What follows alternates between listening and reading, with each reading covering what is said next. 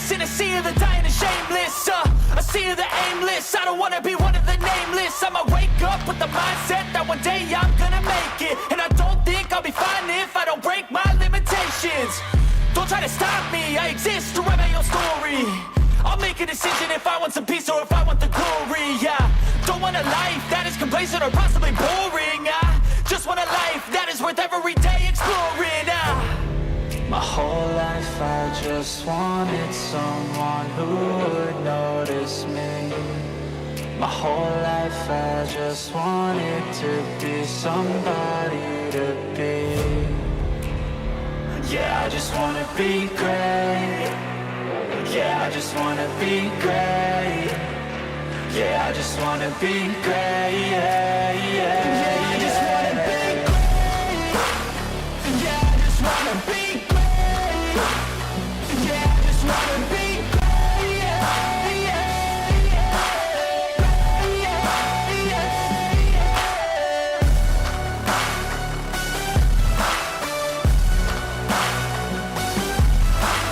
Let the playoffs begin. 20 drivers racing for a championship, and it all begins at the Lady in Black, the world's oldest super speedway, if you will, built in 1950. Darlington Raceway is a track that has claimed many of people's careers and seasons and races, and basically, when it's all said and done, after 200 miles tonight and 147 laps, it won't be the cars, it won't be the drivers that pick who goes to victory lane. It'll be the lady that picks who goes to victory lane here tonight, as we set the tone for 10 races of playoff hysteria, if you will, here from the Virtual Darlington Raceway. I am the captain. We welcome you in, Kevin England. As always, joining us here tonight is practice just about to wrap up, qualifying about to begin, Kev, and this track, the one thing I'm hearing all tonight is this track is being Darlington. It's being Darlington. Yeah, you know, when you go to this racetrack, I've been there, fantastic venue to see a race. They start in the daytime and they go through sunset into dark, and as we roll through qualifying, sunset is done, and it reminds me that sunset on the season, the regular season, tonight starts the chase, and these drivers are amped up to just have a good finish tonight. This place is tough. Don't worry about the competition. Race the racetrack, and as you said, drivers not very comfortable with the way the setup feels tonight in the cool air of South Carolina, and it should be a rather challenging race. We're going to see a number of drivers have success tonight, and equally a number of drivers struggle as they go through this first round of getting to the championship in Phoenix. Qualifying, as you mentioned, underway, and that is so many great points right here. This is going to set the tone for their 10-race stretch, and this track is just wild. I mean, no grip really in it at all. Running it here at nighttime, it's going to make the challenge. Look at it. I mean, right on screen, Eric Arnold right up there and scrapes the wall. So easy to do with this track, and that's what makes this for some a favorite. It's a favorite of mine because I'm the type of guy that understands what race to racetrack means. If you're not one that understands that, you probably struggle here at places like Darlington or Rockingham, to be quite clear. I mean, if you know how to race a racetrack and not race the other cars and be patient and keep it out of the wall, you'll be successful here. Yeah, my sense is this racetrack is one of those ones where it doesn't reward speed. Don't get me wrong, you want to be fast.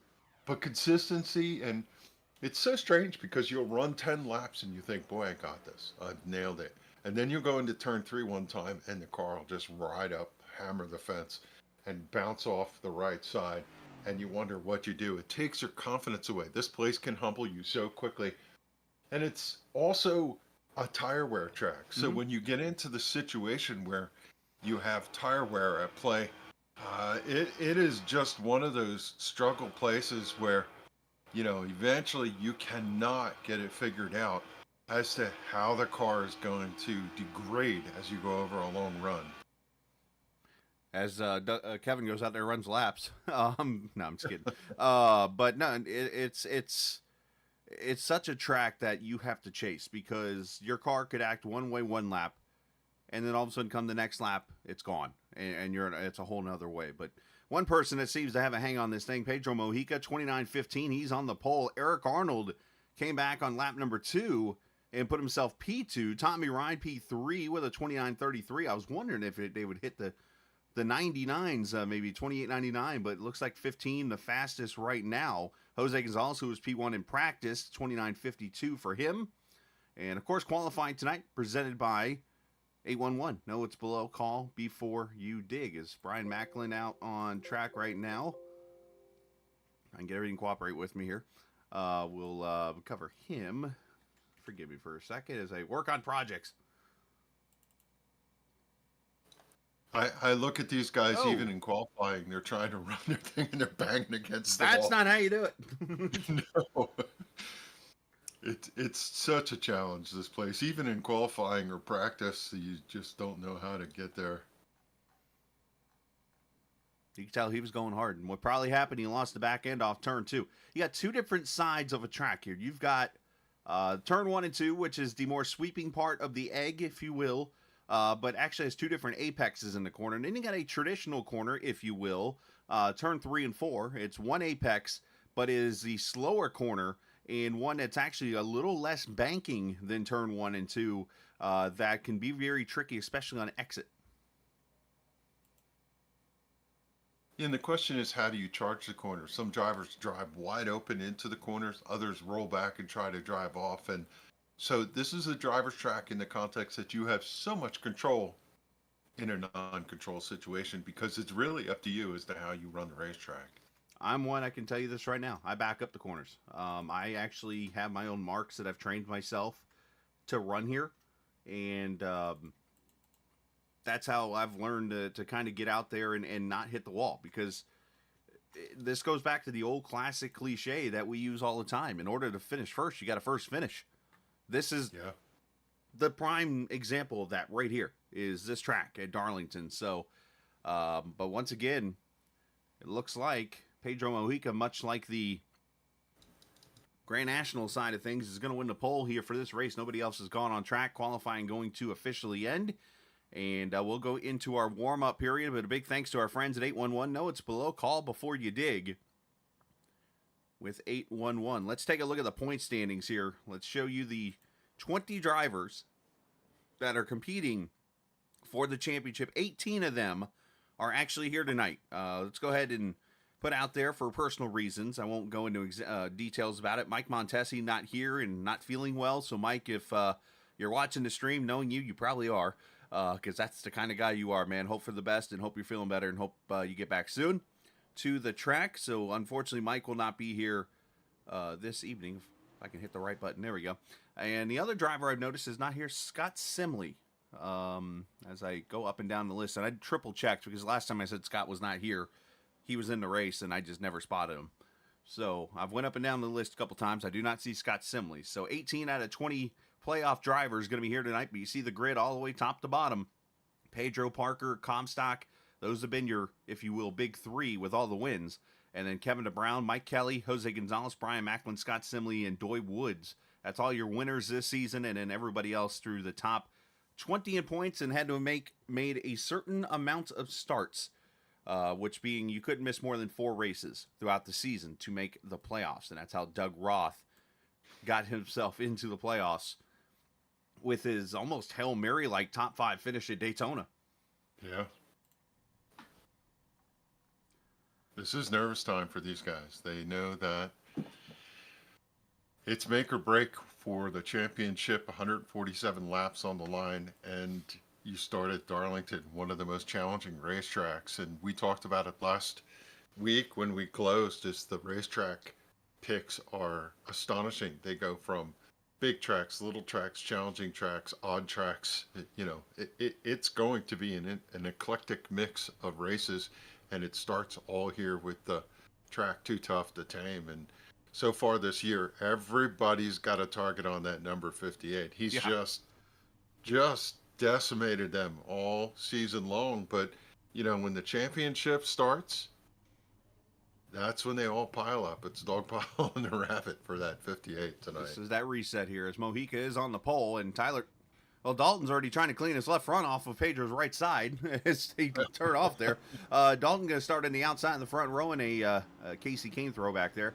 Josh Parker, Tommy Ryan will start in row number 2. Row 3, Eric Arnold, Chad Coleman. David Comstock, Doy Woods there in row number 4. Row 5 sees Brian Macklin in Joey Jatina. Row 6 is going to be Jose Gonzalez and Wesley Donaldson. I think I have that right. Row 7 is... No, I didn't. I missed Hey, you were close. You missed Nelson. Wesley Donaldson and Seth Foudy. It's Glenn Campbell and Anthony Calantoni. Row 8. Row 9, Kevin DeBrown, Robert Friery III. Scott Stenzel and Joe Hudson going to round out your top 20. Jeff Ryan, Mike Kelly, Richard Beasley, Charles Van Schaik, and Doug Roth will take you to 25th starting spot. 26, Bentley Glazer, Kevin Stone, Stephen Ritter, Doug Sigmund, and Brian Workman, 30. And shotgun on the field here tonight is the number 96 of Gerald Livingston. 147 laps, 200 miles in the race they call the Southern 200 at Darlington. Sim500 kicking off the playoffs at the track Too Tough to Tame. Who wins the championship in 10 weeks? It starts now. Will they go side by side off of turn number 2 for lap number 1, or will they try to ease it out? Everybody on pins and needles here as they roll to the backstretch for the first time. Up front, they got about the first top 10 nose to tail, and yeah, did a pretty good job rolling through there for the first time. Cole, you got a special set of tires there. You can make it if you go to the outside at turn 4, which is now turn 2, by the way.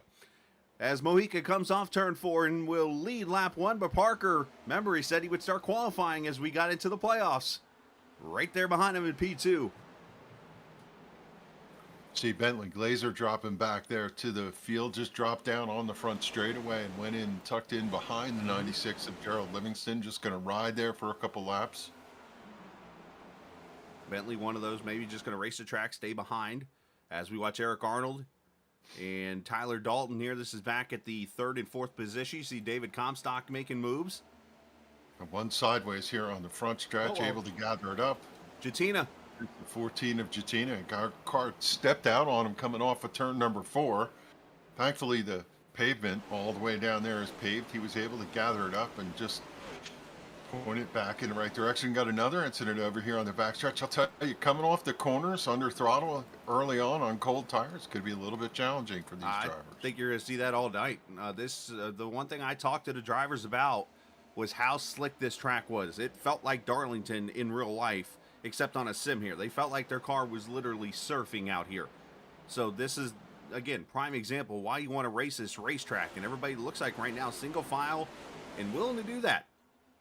As Dalton, by the way, up to 2nd, got around Parker, who's fallen all the way back to 5th there. So, yeah, well, that was the moment we saw off of turn number 2. Parker up to the high side. The car stepped out on him. He was able to swing it left and keep the right rear off the fence, but then drove down the banking. Everybody behind him was like, get off the racetrack, clear the lane as they're charging off the corner, because this one thing about this racetrack, when you're coming down through at full speed, hammering up out of the center of the corner to drive off, you need the speed in order to hold you in the banking. And when someone's sideways in the groove there, well, that spells calamity. And the good news is Josh squirted off the racetrack, then was able to blend back up. And right now he's sitting in 5th, put his hat back on, and he's trying to chase back David Comstock. He's trying to chase Eric Arnold, and Pedro Mojica has out front new leader, Tyler Dalton, P1. He is driven. Somebody want to go get a fishing pole and reel him back in? He took the lead a lap ago and just drove away. Said, all right, bye, guys. That's interesting. Now, you mentioned a Parker deal. Let's see. Let's go back and take a look at that little, as I like to call it, he went looking for a hot pocket, and Eric Arnold followed him. I wonder if when you think about the way these drivers run this place, they do talk about clean air. They talk about the car being out of the racetrack, not wanting a lot of grip. But if you can get out front like Tyler Dalton, you have all the racetrack pouring over the front of the car as you go into the corner, and that does give you a little bit more security. So I wonder if his play to be out front has a little something to do with that. Just watch Wesley Donaldson have a nice bobble in 3. Did a good job of catching there in the mid corner. as he's right in front of Nelson Rivera. Glenn Campbell we're riding on board with here in the 12th position as Kevin Stone, unscheduled pit stop for the 17 car.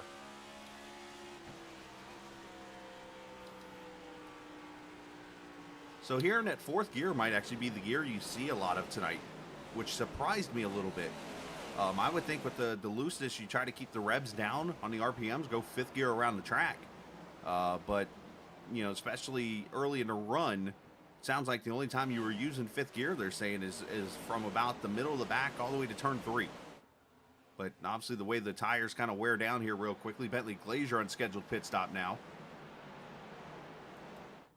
Yeah, I think you'll see him go down to fourth gear later when they have some tire wear. They're not going to be charging the corners. The car is going to go slow, and when they want to pick the throttle up, they might want to use those extra RPMs by dropping down into fourth to get the drive off the corner. But they also have to consider fuel mileage. You want to say that this is not going to be one of those races where they're going to run green all the way through, but the fact of the matter is, you typically race the car in front of you, and you race the car behind you. And yeah, you're going to bang it off the fence like we saw the 17 do a moment ago. Sorry, Campbell got a little loose. Yeah, we're going to have that all night. Yikes. Campbell getting a little free. I don't know if he had a little help there from the 93. We'll have to check. I mean, it is the 93 we're talking about behind Campbell. But nonetheless, the fuel mileage, that's a whole nother topic here. Last night, if you watch the Grand National race, it turned into an F1 race, if you will, the way it was going with pit stops. From either a one-stopper or a two-stopper, it ended up turning a caution-free race into something really exciting. So, not saying that a caution-free race isn't excited, by the way. In this case, talking to the drivers, a lot of them said you can do this in one stop. Yeah. But to quote a couple of the other drivers, I dare them to try it. Well, you know, Tyler Dalton being out front can't do it in one stop, but right now he's being chased, so he's not really laid off at all. Eric Arnold, great run for him out of the gate here early on, running second and running Tyler down. Now, to continue that comment real quickly, what I meant by the dare is tire wear. I dare you to go that far on one stop. Yeah. So I think you're going to see a lot of drivers go 50 laps, 47 laps to the finish of this race. Not saying that, you know, somebody, if they were listening, like Doug Roth or Charles Van Schaik, somebody down at the bottom of the playoff grid, what do you have to lose by trying a one-stopper in this race? Yeah, and one thing, you know, we know how challenging this racetrack is. Mm-hmm. You and I know, because we've talked across the season about this, that there's different ways to drive a racetrack. You pick a sign on the right side, and that's where you let off. Maybe it's a Doy Woods that picked a conservative let-off point, so he's not grinding that right front tire as the car loads into the corner against the banking. And later on, you'll start seeing him picking them up and put them down.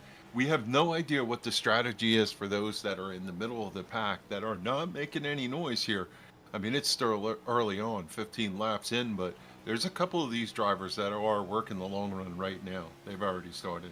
I will tell you this right now. If we get a caution in this race at all, I will jump in my car and I'll go out there and run a lap or so just to let them see from my vantage point what it looks like. But one thing I have noticed in Wesley Donaldson riding with him, he's in fifth gear the whole time, which is what I thought would be more what's going on here. But the one thing I will point out to you is turn 3 in particular. You watch the white lines on the inside here, okay? Obviously, it's tricky here. You want to stay low and not get that wall. Then you come down the backstretch here. Look for the lines on the inside here. Right there's your breaking point, and that's right where Wesley broke. Or braked, or whatever. Anyways, and there goes Kevin going by. Those are the kind of marks. That's my breaking point at this track, because if not, you're almost pushing yourself to slide that right front into the wall and destroy it. Again, Darlington stripe. 2 words you never want in your vocabulary, but sometimes you just don't have a choice. And you drive the ends of these racetracks, the egg, completely differently. And, you know, what's interesting is to watch and see how they choose to go into turn 3. It's a science of its own. Some drivers are down there carving that white lane, running below the seam. Other drivers enter high and run the fence all the way. They're brave. But right now, it seems to me, as I watch them, everybody with enough tires, they're not doing it. No one's running that high line right now and making speed that way. As I can't believe how far out Dalton and Arnold are from these top two. They're flying. That tells me they're going to be pitting at lap 50. So they're going as hard as they can. And not to mention, let's bring this up, the GOAT Series on Thursday nights runs the exact track model that this series runs on Monday night. They do it as almost like a practice race / league race. So a lot of these guys ran that race on Thursday. Tyler Dalton's usually one of them. Chad Coleman's usually another one. So those guys kind of know the feel of this race. And I remember I actually talked to Chad before the race. He told me that their race Thursday night went green all the way until about 40 to go. Yeah. So if that's the case, then as we see Kevin DeBrown making another move here inside of Brian Macklin, our Daytona winner. See, here's where somebody's got to yield. This racetrack is, you race the car in front, you race the car back, and if you have the speed, you usually catch the car, drive up to them, and they yield the position for you. This is probably the politest place. Every once in a while, they get in a scuffle where somebody won't get out of your way, even though the car behind is faster. But, you know, talking about Chad Coleman, his season has been a juxtaposition of good and bad. He's run great out of the gate. He's had mixed runs, but now it's a reset. We're here in the championship run, and all he has to do is put together a bunch of good races, and he could come out a champion here tonight. So I suspect Chad kind of did a reset at center here, and right now currently running in 7th in good company, tracing behind the 99 of Tommy Ryan and the 13 of Comstock, and then the hottest guy on the series, Pedro Mojica. And I think a lot of these guys are thinking, if I could just keep tabs with Pedro and not let him bust out, maybe I'm going to have a little something for him down the stretch. As Dalton leads by a half second right now over Eric Arnold. You mentioned Parker now to third. Mojica 3.5 seconds back. Pedro might be that guy. He did it last night at Homestead. He went one stop, and he ran almost like a pace he is right now. Just kind of backed up and just put himself at a lap pace, and he was able to turtle his way, if you will, to the win last night, even though he's technically the hare in this race. But he did it in a turtle style. Going to the finish line and holding off the one of Stefan Marinik, had to remember the name, coming to the finish line there. But tonight, I mean, we might see the same thing here. So obviously, still plenty of racing to go. 23 laps in, you're just getting settled in here and just trying to take care of your car. I'll tell you another driver who excels at the long run. The last week's winner, or the September 11th winner, Jose Gonzalez. Currently sitting in 11th right now, the Tabasco Camaro, just biding his time, but somebody who really knows how to manage his equipment and pace his race. And I would not be surprised to see Jose find his way in.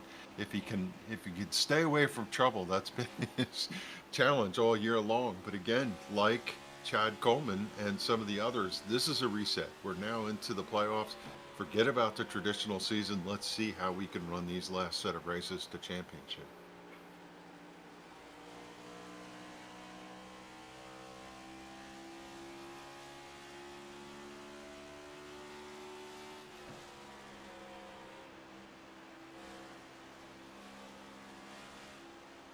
Tell you the lap times for Tyler Dalton are astonishing.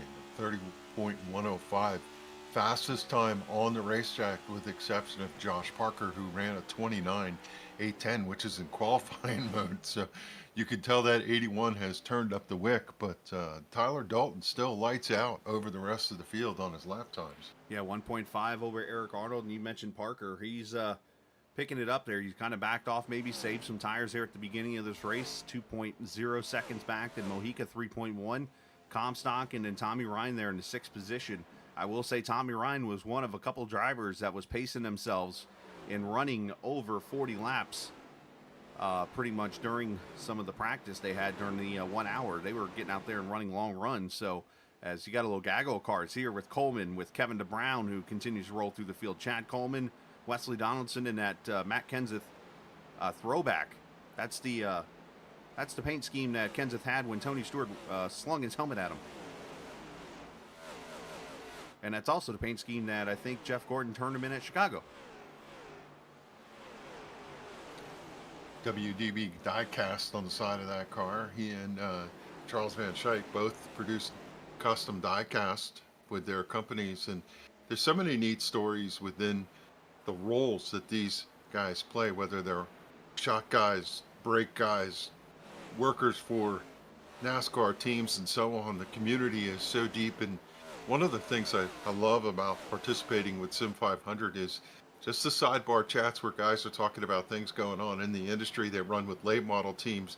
They supply parts and other things. Some of them work with sim work for some of the drivers, and it's just neat to get an eclectic mix of things that they do in the racing community, and they're a community in themselves. Sim500, years and years and years of service. Some of these guys have been racing with us for over a decade, and here they are trying to culminate the 2023 season with a championship, and they have a blast coming out here every Monday night. They race, for the most part, pretty respectfully. They know each other, and if I'm all of them and I'm assessing what it looks like because they can see where everybody is, I'm going to be afraid of that 81.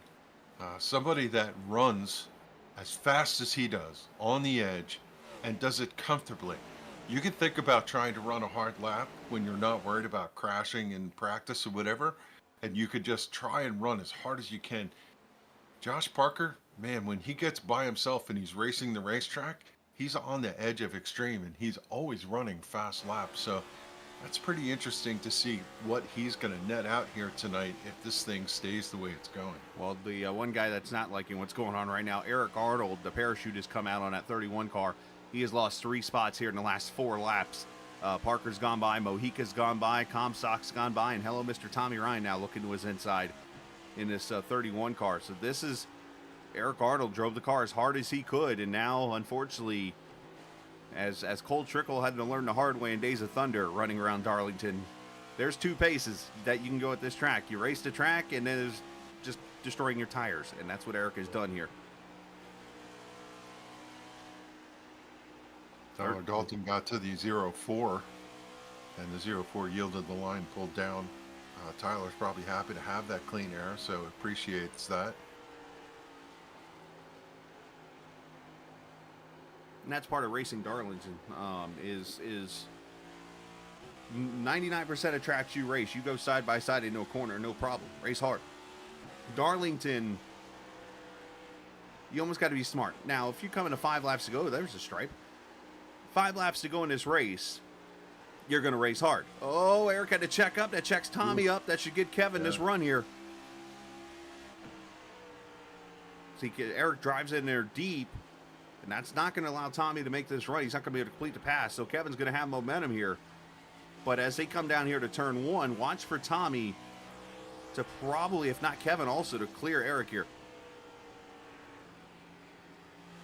So Eric's just going to ease out, let the 99 go in. It's probably better for him to tuck in behind him than try to run side by side where they both lose time. What I would have done there, see, Coleman got a good run there to the back of Kevin DeBrown, and I'm different, obviously, in this situation, and I'm not in the car right now. But if I was Eric, I would have went ahead and let Tommy and Kevin go by and got in behind Kevin before turn 1 and tried not to lose that much momentum. That being said, how fast was Chad and him coming to run him? Oh, right there. Eric's in the wall. There's a little net. Yep. That's where you got to be careful of right here, because that just killed the momentum of this whole line right here. Here comes Macklin. Now you got to be careful because Coleman's on your outside.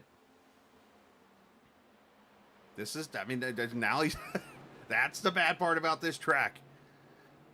Yeah, this is shark with blood in the water. It takes discipline. On counts, they are going to go past as much as they can. And for Eric, he should stop fighting them and just ride his line in, make sure he doesn't get offline, hit the wall, spin out, cause any problems. Dub bears on the side of his car. That's cool looking. Sometimes you got to be willing to take the loss here in this situation. He had the 4 cars there with him. Instead of going into turn 3, in this case, just back out. Let those cars go by and then get in line in a space where you have your own little pace to go to. But Eric Arnold's not that kind of guy. He's going to race you. And sometimes it's a risk reward. It's like that guy that goes into a game and into a basketball game and all he does is shoot 3-pointers. And then you're going to try to tell him he needs to only lay up the ball? I think at this point he's just outside the top 10, running in 11th. He's got a little gap behind him to Nelson Rivera. It's okay. That's not a bad run right there. In fact, the car in front of him, Wesley Donaldson, goes up and brushes the wall to the outside. But, you know, just hang in there. You still have some decent track position. Get yourself to the new set of tires. And, one of the things you have to learn in the heat of competition is how do you run? And after your first run is over, you find out, and then you adjust for your second run as the 81 of Josh Parker pulls up to the back bumper of Tyler Dalton here. Yeah, Dalton right there trying to hold him off by about a tenth. Now, Tyler, if there's any, well, I mean, a lot of these guys in the field are one, but Tyler, I could probably say right now, I would not be surprised if he pulls down here and says, Josh, go on. Which is fun. You know what? As I'm thinking about this now, look at the right front of Parker's car. Is it dinged? It looked like it's up in the air. No wonder why they're saying they're on the track. They literally are. Oh, that's tight. He got to the quarter panel, dumped a little air on that spoiler from the nose coming, air There coming it over is. the nose, and he was able to pull him back. And now he's going to slide around P1 for the 81 of Josh Parker, lap 40. Has Tyler Dalton in his tire tracks. Parker absolutely sideways off of turn number 2. Here comes Dalton back to him. He's not going to be able to take advantage of that. Maybe even gave him a little tap, tap, tap going into 3. That goes back to what you said earlier about the clean air, I think there, Kev, is now he's in clean air. That car changed a little bit on him with the handling and stuff. But, hey, let's step away real quick. We could have green flag pit stops in the next 10 laps, so we're going to step away real quick, come back, and get you more racing here. The Southern 200 for the Sim500 NC811.org Cup Series here on the Captain Esports Network. If recent storms have caused damage to your property, contact 811 before you begin your cleanup. Buried utilities around uprooted trees can make a bad situation worse if those lines are not located before digging. Electric, natural gas, and internet lines are everywhere, and knowing where they are is the safest way to start any digging project. Call North Carolina 811 by dialing 811 or by using single address ticket on NC811.org or the NC811 app.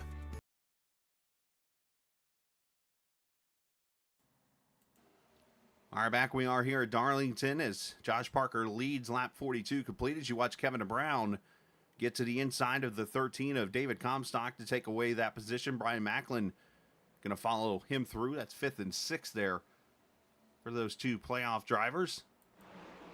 As we're clean and green here so far in the first 43 laps of this race. And I really think the opportunity is going to open up for cars here to split this race into threes.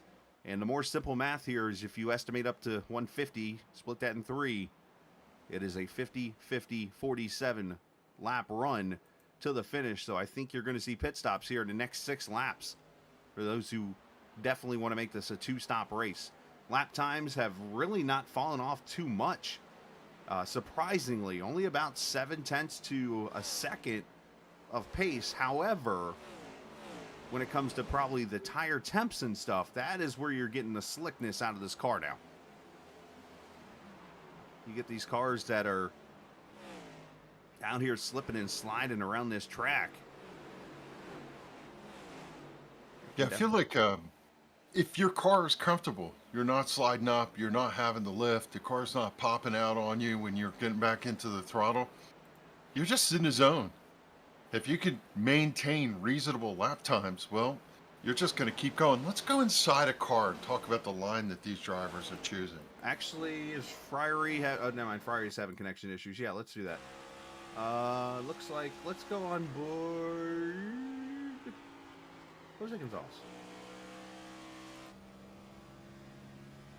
Jose Gonzalez. The Tabasco guy has a hot setup here tonight as he rolls through turns 1 and 2. He's going to ease right up to the Darlington sign, turn down to the stripe, and let the car float up to the backstretch wall without hitting it. Such a challenge. Comes down here, hits that sign on the right-hand side that says Darlington. That's where you left. Turn down, run right through the middle. You could pick up the throttle here, and sometimes it'll ease the car right out to the fence, to the straightaway.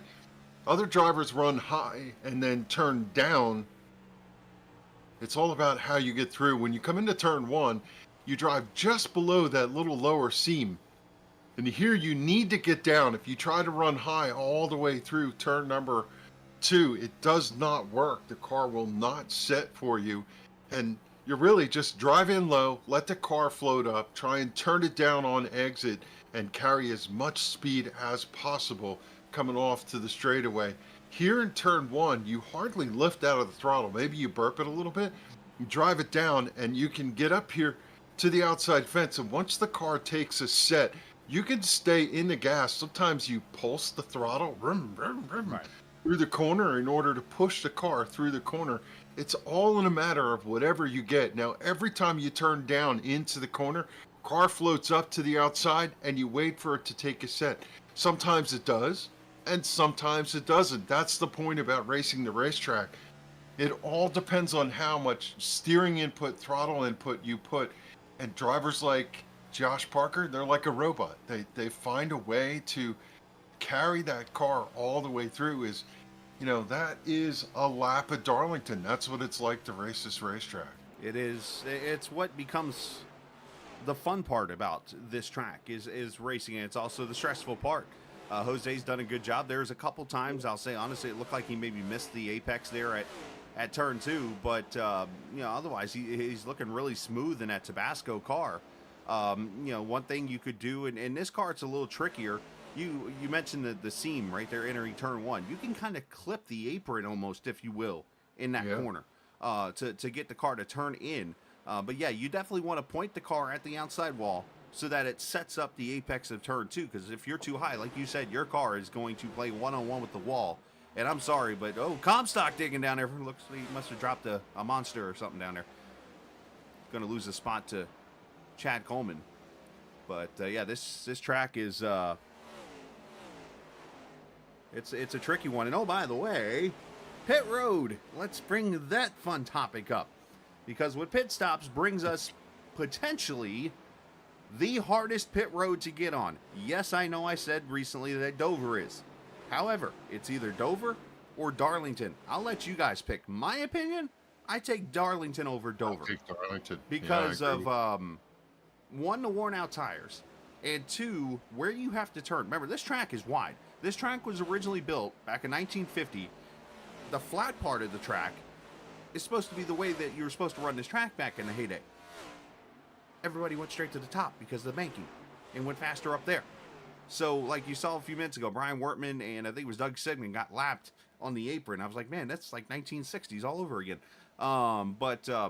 So to come to pit road, you literally have to turn down almost from turn 3 and get to the bottom wall. That's the way I do it. I get to the inside wall off turn 3 and I try to just run around the wall, basically, because I know then the outside, that wall will not get me at pit road. If you try to turn off here from turn 3, it's like hanging a left at a 4-way stop with old Side by tires. side for position 2 here. Here comes Mohica. Pedro. Got him. Pedro just squirted underneath the 19. He made it a 3-car battle, drove up to them, and we're starting to see pockets of cars here and there. But Pedro, he's got the pace for the long run, and he is now in second, dropped back. Tyler Dalton did not lose these guys. He's staying right there, but I think he took a glance in the rear view, saw the 58 of Mojica, and just rolled over. I figured he did what we talked about earlier. It would have been worse for him to fight. It's better for him to just slot into the lane and follow him through. Maybe Pedro will pull him back up. As got to give a shout out to those Seattle peeps we have watching here tonight. Bunch of different folks watching, and new contingent of guys we coerced to come on in and watch this tonight. We? How you all doing? Yeah, We? me and my son. So has he explained to you what a Seattle dog is? No. What's a Seattle dog? From what I've been told, I've never had one. I've never been to Seattle. However, I've been informed of a Seattle dog is like a corn dog almost, if you will, like a wrapped up hot dog that gets deep fried with hot sauce or something like that of sorts. I mean, if Okay. he's able to chat back to us and tell us that, or if he yells Been there a downstairs number to of you. times. I'm going to have to ask what that is. Just the 31 went to pit road. First one you of go. our top drivers that pitted. Eric Arnold now joining back into the fray here off of turn number 2. So let me put this out there, Kev, and see what you think about this. Lap times have literally stopped when it comes to falling. Everybody's pretty much about a second I'm seeing 0.6 to a second off, which is very un-Darlington-like. Usually you lose a second by about lap 3.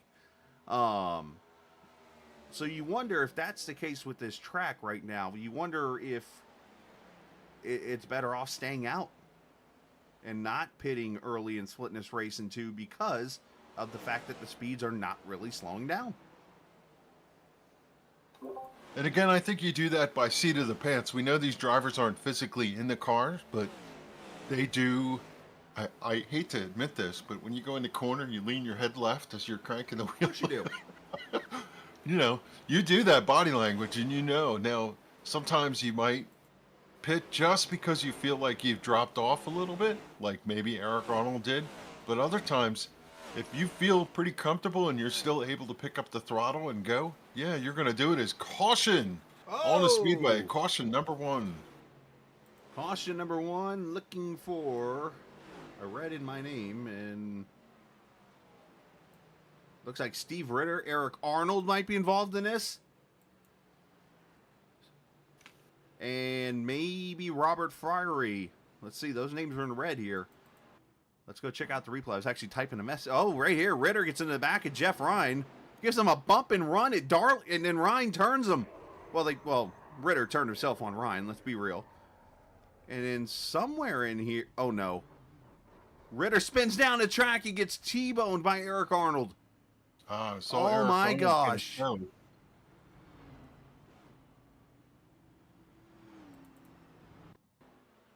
All right, so right here, yeah, you see Ritter just goes in deep, unfortunately, then slides up the track. And, I mean, Jeff, let's speak football terms here for a second. Just got the business. Oh, and add Callan Tony to it. So one playoff driver, and there's Arnold getting the T-bone steak. Unfortunately, Eric's day's done. So is Ritter. Yeah, very interesting. I wonder, one of the things we have not had the opportunity to talk about is the dynamic of, well, you have speed. When drivers go in and get tires, you feel like you're going to run underneath somebody, and when you catch them quickly, they'll yield away. And Right. I don't know if Ritter went to pit road. I didn't see him go to pit road, but it is possible that that was just a byproduct of that. That was quite a tussle over there. So Parker wins the race off pit road. Jeff Ryan actually stays out to get a bonus point there. Not sure what that's about. 4 tires and fuel for everyone, of course. And so we have to make a note here, lap 58.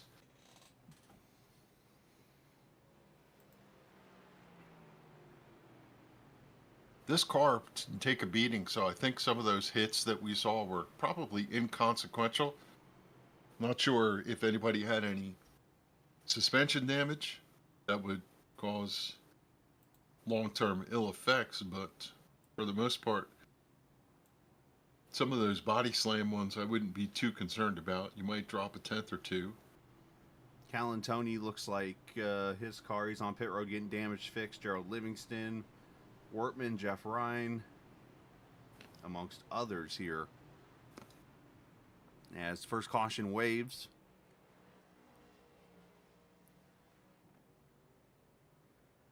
I want to go back to it real quick and take a look at something, because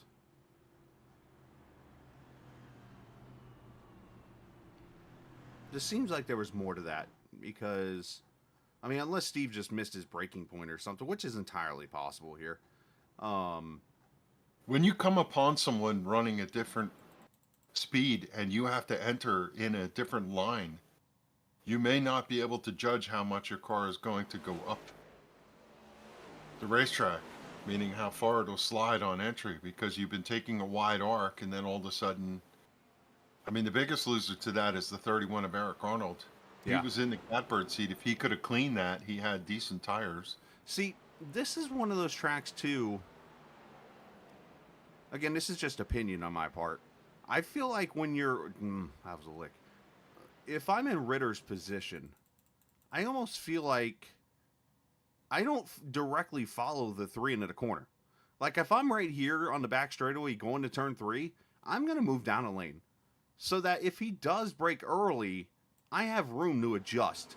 But instead, unfortunately, Ritter's here. Jeff gets on the brake early, and they end up spun or into the wall. And then Ritter, unfortunately, he's trying to slow down Warren Tires, and Kevin Stone nowhere to go. And then, unfortunately, the ribeye here coming for Eric Arnold. Yeah, I don't believe when I went back and watched how the 3 was entering, he wasn't charging the corner as much as the 16. So I think the 16 got a nose underneath him and thought maybe he could take advantage of that. He got to the back bumper, turned down on the quarter panel, and on entry, I'm not sure if he just got a little unsettled. He actually shoved the 3 into the corner, and then the 3 came off and turned him sideways when he banged off the wall. So it was just trying to execute the pass, and it went wrong. All right, here we go. Coming back to the green, and a good time for us to turn it up from Darlington.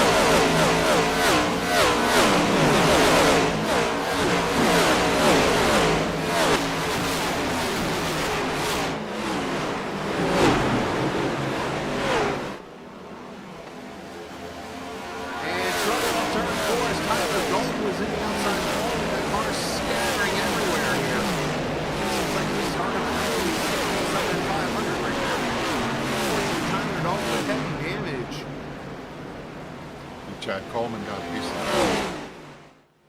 And you see somebody's front end just went flying down the track here in turn 1. And a whole lot of action all of a sudden here. As Dalton trying to see if he's got a broken right front. He got turned in. Oh, yeah, Chad Coleman. That car's broken. Yeah, that car is destroyed. Chad took a pretty big hit. Car was sideways off of turn 4 and unfortunately just nosed into the wall. And he's heading to pit road to the attention of his crew. A lot going on in that one lap. Let's go back and it kind of started back off turn 2. You mentioned, Kev, the it looked like the 43 of Doug Roth. His car stepped out on turn 2.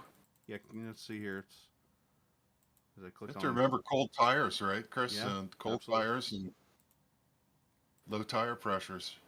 Yeah, so here's Doug getting loose. Comstock, everybody goes through. And then up ahead. Ooh. Oh, and Jose Gonzalez, add him to the list. Okay, Chad didn't get in the back of Tyler, but Tyler must have broke his right front or something because he went straight down and right reared. Oh, Jose got in the back of Tyler. And then bam, his car was broke and Coleman just nowhere to go. But Jose Gonzalez got in the back of the 19.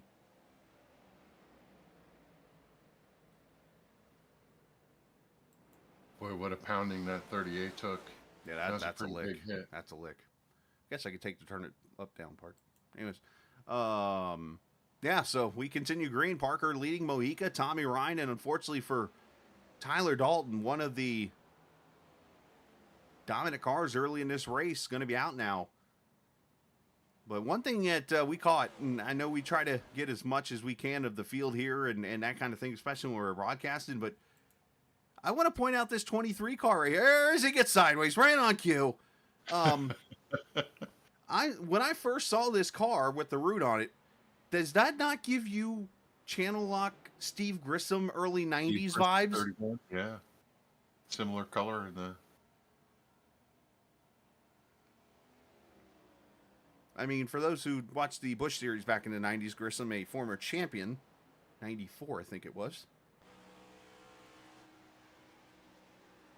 I mean, that is borderline Carolina blue. Now that we've had a reset, all those drivers who drove too hard in the front end of this race can now pace themselves differently for this segment, see how it goes. And a couple drivers have emerged as contenders. Look at Seth Foudy right now in that number 1, running in the 10th position, having a good run. Top 10 for his car and running decent lap times right now. Look at 2 positions ahead of him. Now, Mike Kelly's been on the charge all night long, but Joe Hudson in the 15th is running 8th right now, having a good run with who's in 6? Joey Jatina. Yeah.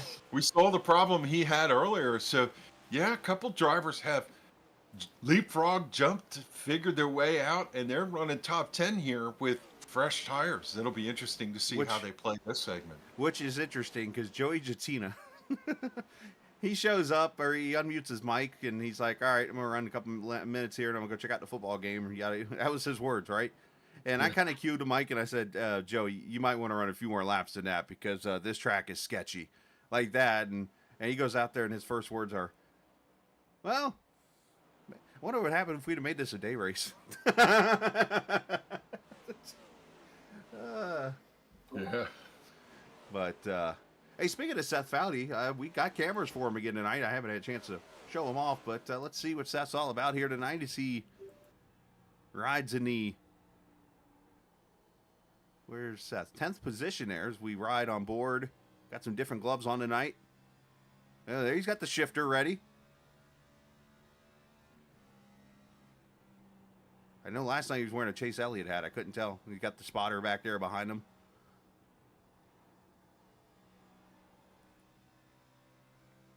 Yeah, it looks like he is shifting. You see that? Yeah, he's definitely shifting and then downshift in the 4th.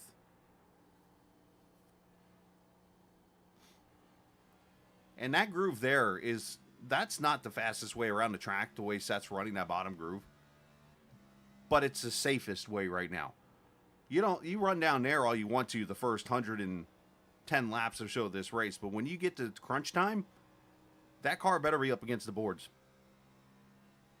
I love the way when he came off the corner, he looked out the right side window to see how close he was to the wall. You know, you never know when you step on the gas whether the car is going to take a plant or whether it's just going to drift out there. And I could see him just kind of peek over to the right to see how close the wall was coming up, how fast. He seemed to like what he liked, and then he turned back in and stepped back in it. Which is a valid point, but I think he also is going to be taking a peek. If you look right there on his right, he's got his relative there. And I think he uses, that looks like Sim Race, or not Sim Racer apps, that's what I use. Crap, what's that? One of the apps, basically, is what he has right there, it looks like. Because that's not the iRacing timing and scoring. But he's probably peeking over there, too, to see if anybody behind him's catching up, or if he's catching Mike Kelly there in front of him, who's about a second up. iRacing Labs, maybe? Or Sim Labs? One of the things that we don't talk too much about, and this really illustrates it, is there's a mirror in the car. Yeah. And every time you get to the straightaway, when you can take a breath and look around, you peek up and you see who's behind you and who's in front of you, of course. And you kind of judge whether you're gaining or whether you're losing. And if you have somebody behind you, you're always looking to see what kind of run they have as to whether they're going to mount a challenge to the bottom or what they're going to do. So it's almost customary that every single time you come off the corner, once you get to the quarter mark of the straightaway, you look up in the mirror to see what's going on behind you. Now, after a while, when you're in open space, then you just look out the windshield over the hood. But, you know, everybody that runs this racetrack right now, every time they come off the corner, they're peeking to see what the distance is. Looks like the 91, by the way, I should clean this up, got caught for speeding on pit road at the last pit stop, but I wish I had a pencil tool or something I could draw. If you look up, Seth getting sideways there. You got to look up really high on his second monitor, the middle one. If you see, there's a little lighter shade of black up there to top probably 10th of his screen. That's his mirror. So he doesn't even have his mirror in the shot, basically, of his car. So he's probably using the virtual mirror or whatever you have in the car to drive it, just from what I'm seeing there. But appreciate Seth for sending us his shots, as always, there of his onboard cameras. And we always invite others who want to do it. Come on. As Josh Parker continues to lead here as we are past halfway. Mojica second, Tommy Ryan third. And let's talk our favorite topic each and every Monday night, Kev, pit strategy. Because it always comes into play here. So everybody came to pit road at lap 60, which, according to my math, that is 87 laps to go. Proper math says you split this into 243 lap runs. Yeah, I would think you'd want to take the best advantage of the tires as you could. So we have to see whether anybody wants to short pit, thinking that there might be a caution late to have enough sets of tires. But you know what I notice right now is there's a top group of 5 cars running kind of nose to tail. They've broken away from the next group of 5, and then there's little clusters. It looks a little bit like a conveyor belt. I noticed that from that shot of Seth. He had the racetrack graphic up and you could see the cars going around, but the top 5 right now are just pacing themselves to the end. They want to see if they can get themselves in a position, because really you want to win this race, you got to be top 5. Now the spoiler in that is Tommy Ryan. He is not a contender for the championship. He's here for the win, and he's running third right in the middle. Hold on, Doy. Doy Woods has turned her sideways off turn 2. Now, that, in fairness to Tommy had enough points to be in the top 20. He just didn't start enough races. And yeah, I pulled up the map real quickly on the screen actually for you. If you look, Josh Parker and those guys are all right here off turn 2 right now. There's 5. Then Joey Jattina's got his cluster back here to Mike Kelly. There's about 5 or 6. Then you got Wesley Donaldson. There's Rivera. There's the 13. And this kind of falls back to where I wanted to bring up. David Comstock, Jose Gonzalez, these guys back here at 13th. One factor I think that we have totally overlooked with the tire strategy and trying to keep the car up front is track position. These guys were up front early in this race, and now they can't even get into the top 10. Yeah.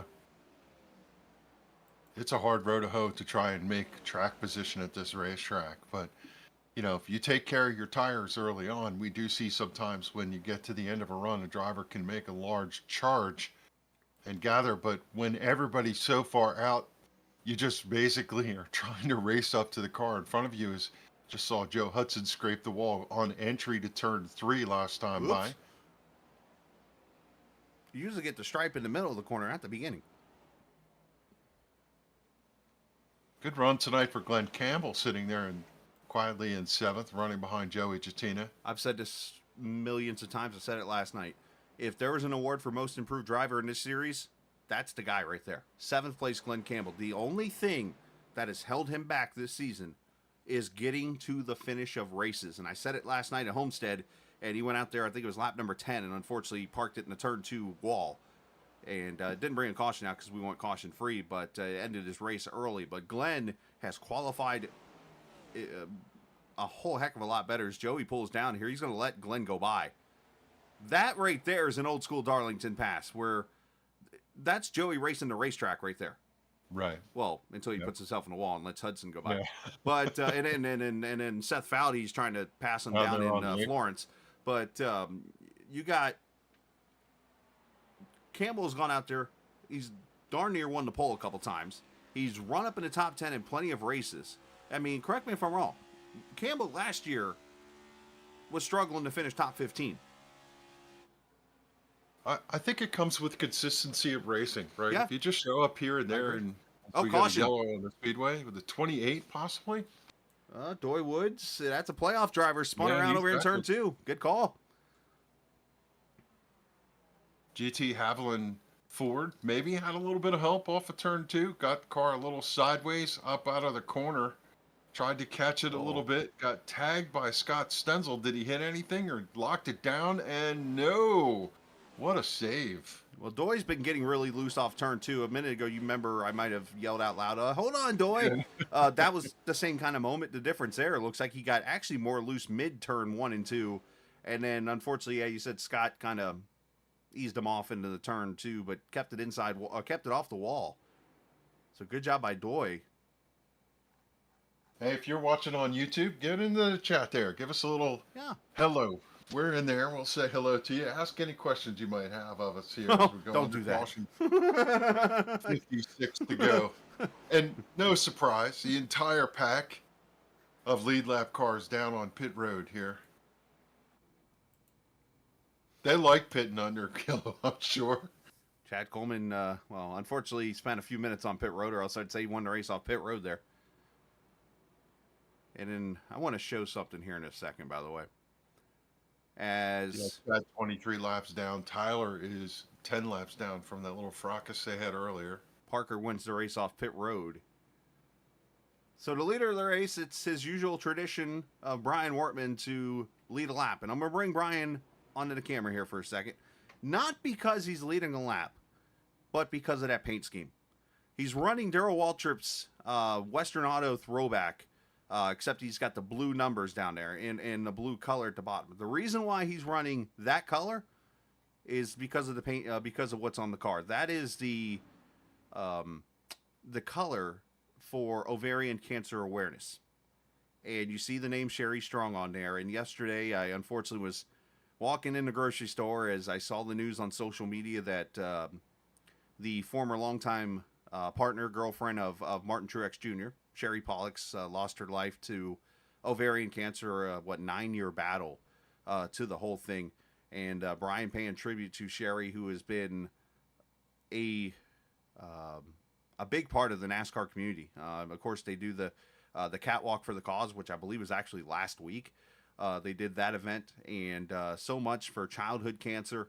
And, Sherry just continued to fight on her own, but she didn't make it about herself. She made it about others and taking care of their lives and things like that. So just our chance to say, hey, obviously to the family there and obviously thoughts and prayers there to those guys. And that's a big loss for NASCAR, unfortunately, there with Sherry. So nothing but the best for the NASCAR family and for Sherry's family. And, of course, off the top of my head, I can't help but think about the faster pastor out there in the 74 car. He's not here tonight. Or not 74, that's Brian Wortman. 75, Stoney Benfield. Obviously hope he and his family are doing well, of course, with their grandson, who's been also fighting a form of cancer too. So just a great reminder, and pardon my honesty here, because it's coming from somebody that lost his dad to cancer 6 years ago. Cancer bleeping sucks. Period. Yeah.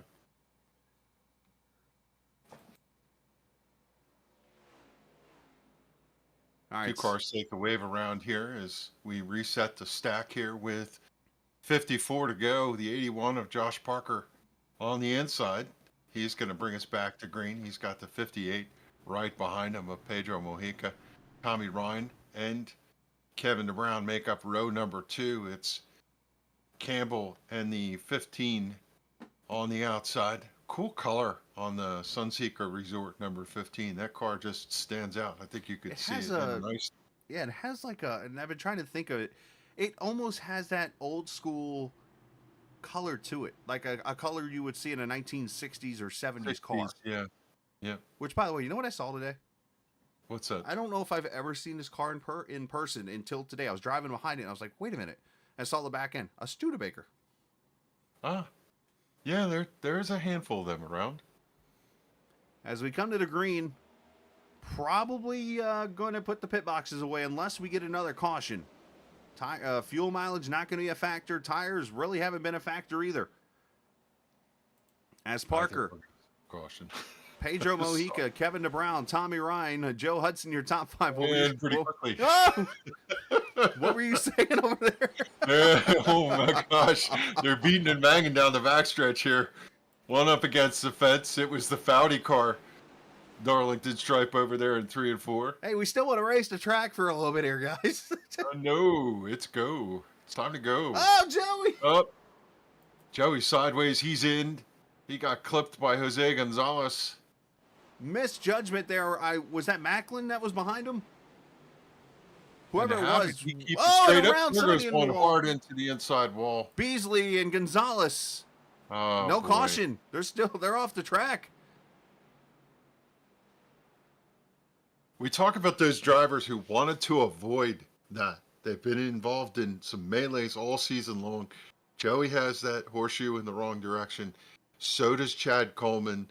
The 19 has had great runs and never able to materialize them, and so has the 26. So 4 of the cars that we know were looking for a clean playoff run all experienced problems here in the first 2/3 of this race. I want to look here. This starts up here with Joey, and I saw a car turn right. Joey sideways and noses it into the wall over there on the front stretch. And no caution again. He's down in no man's land, but he just came to a stop. Let's see He's if going to that tow it draws probably. caution. Yeah, he's Yeah. too far off the track. So He unfortunately, probably broke a left front there. so that actually started. I had it set up here. Let's go back to it real quickly. It all starts back here on the front straightaway. Brian Macklin is behind Joey. This is the Chase Elliott wreck. Remember with Kyle Busch a couple seasons ago, where Macklin's trying to get back up in line and just misjudges, and bam, into Joey. Turns him sideways hard into the wall. Gets collected by Gonzalez. We keep the cameras going. And Jose trying to get up to speed. And there's more contact as Jose gets loose too. And they both hit the wall with Beasley. Yeah, I didn't think we were done with yellows, and we're back under yellow here. I'm not sure what the cause is. We'll find it. We got other X too with it. So let's see. Joey. Yeah, he didn't wreck here yet, but I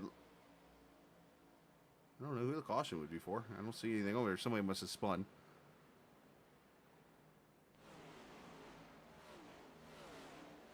Yeah, this is how this race, I think, unfortunately, is going to play out here. Is we're going to have a long run, but right now everybody is going to try and get as much track position as possible. And we're just going to have to see. It looks like a problem in the middle of the backstretch, maybe for the 93, Kevin Brown. We shall see as we just watched Joey almost take out Doug Roth with him there as they both came together. Oh, that is a terrible timing thing. Kevin DeBrown got sideways coming off the corner, and when he slid down, unfortunately, the 10 was coming back to the racetrack. Oh, no. Made contact with him, and Tommy Ryan just tagged him. Wow. Let's we'll keep the replay going here. Well, I'm just showing the replay pretty much of all the events that have happened here. Yeah, that's just one of those wrong place, wrong Oh, wow. time. 10. No kidding on that one.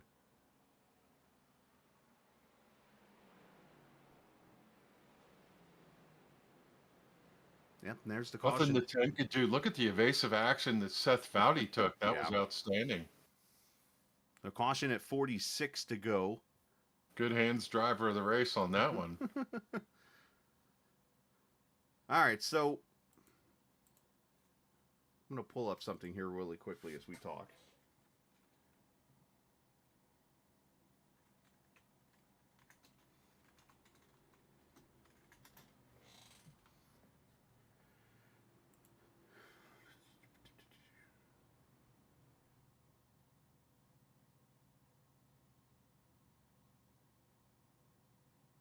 Wow. I'm just looking at the way this race is playing out. When it becomes 50 to go, even as long as this racetrack is, 2.66 miles, it's a sprint race. It's almost like a Saturday night feature for these guys. And while they were willing to be afraid of the racetrack with 2 good runs underneath them, I feel like now it's time to put the pedal to the metal. And you see something where the crew has been shaken up, meaning let's just take Kevin DeBrown, who went for the spin cycle off the Tide car. He's going to be in the back. He's got no choice but to be hammered down and try to make his way back up and get some track position. A couple drivers may take time to repair their cars. Other drivers may duck in for tires. But at this point, I think track position is really what it's all about. And everybody's going to grab as much as they can. So let's do some history. The first ever Southern 500 in 1950. Johnny Mance went to victory lane in that race. And there's a little bit of interesting stuff to this. This is 80 cars started this race. Should think about that for a second. 80 cars around this track here at that time. Yeah, and at the time, yeah, right. At that time, the track was actually a 1.25 mile track, and this is all according to Wikipedia because I've heard the story from Mike Joy, and I was like, let me go research this, and I want to make sure I get this accurate. The race was actually at the time a 400 lap race, 500 miles because of 1.25 miles. Johnny Mance started that race 43rd in the race, and from what I understood, did not change a single tire in this race. As a matter of fact, Firestone at the time took an offer to Mance, handed him a tire designed for asphalt stock car racing. So cars were actually using over 60 tires for the remainder of the race. Mance just kept increasing his lead and pulled away, won by over 9 laps in that race. And the rest is history. Yeah. Tires were one of those things where back then they were running tractor tires and other things. Whatever they could find in the parking lot off of regular cars is what they were running. Right? Farmers understood the ingenuity of that. Right. It was about durability, not speed. Especially at that track at the time, which now we get a 1.366 mile track. As we go back racing, Josh Parker leads, and I've shared this story 100 times, and I'm sure if Casey Carrington is watching tonight, he's going to smack himself in the head because here it comes again. You know why the egg-shaped car track, right? Yes, because of the minnow pond. Very good. Yes, the minnow pond in turn 4. They Harold Brazington had the minnow pond off turn 4, and he said, "You can build the track, just don't touch my pond." It's rather nice to walk down there and look at the minnow pond when you're there. Sideways goes Doug Roth, and right in front of him, the car that stepped out trying to avoid him was Mike Kelly back there for the 15th position. Mike gathered it up, and Roth slid back a little bit, but now they continue to give chases. Right now, everybody's running nose to tail, hard on the charge. Here comes the 23 of Charles Van Schaik underneath the 28 of Doy Woods, cleared him into turn number 3. He's going to take over that 13th position. Watched Foudy and Hudson get kind of close to each other there on that restart also, but they worked their way through it. So, yeah, good stuff here. It looks like right now shaping up to be a two-man show here for the finish, but hey, look who's running 4th. Yeah. Yeah. I'm looking at who's running 6th. Comstock's been mired back outside the top 10. We're used to see him running in the top 3 all season long, and it's turning out to be maybe a Comstock style race here at the end. He's making his way through. Brian Macklin up to the 5th position. Wesley Donaldson 7th. Joe Hudson there in 8th. Nelson Rivera's up to 10th. This track, believe it or not, yeah, it's easily one of the toughest to race. As you mentioned, the motto of it, too tough to tame. Also produced a lot of first-time winners in life. You look at Regan Smith, 2011, one of the biggest upsets in racing history. Eric Jones winning in Petty's car a couple years ago. That's an upset, and wasn't a first-time winner, but an upset.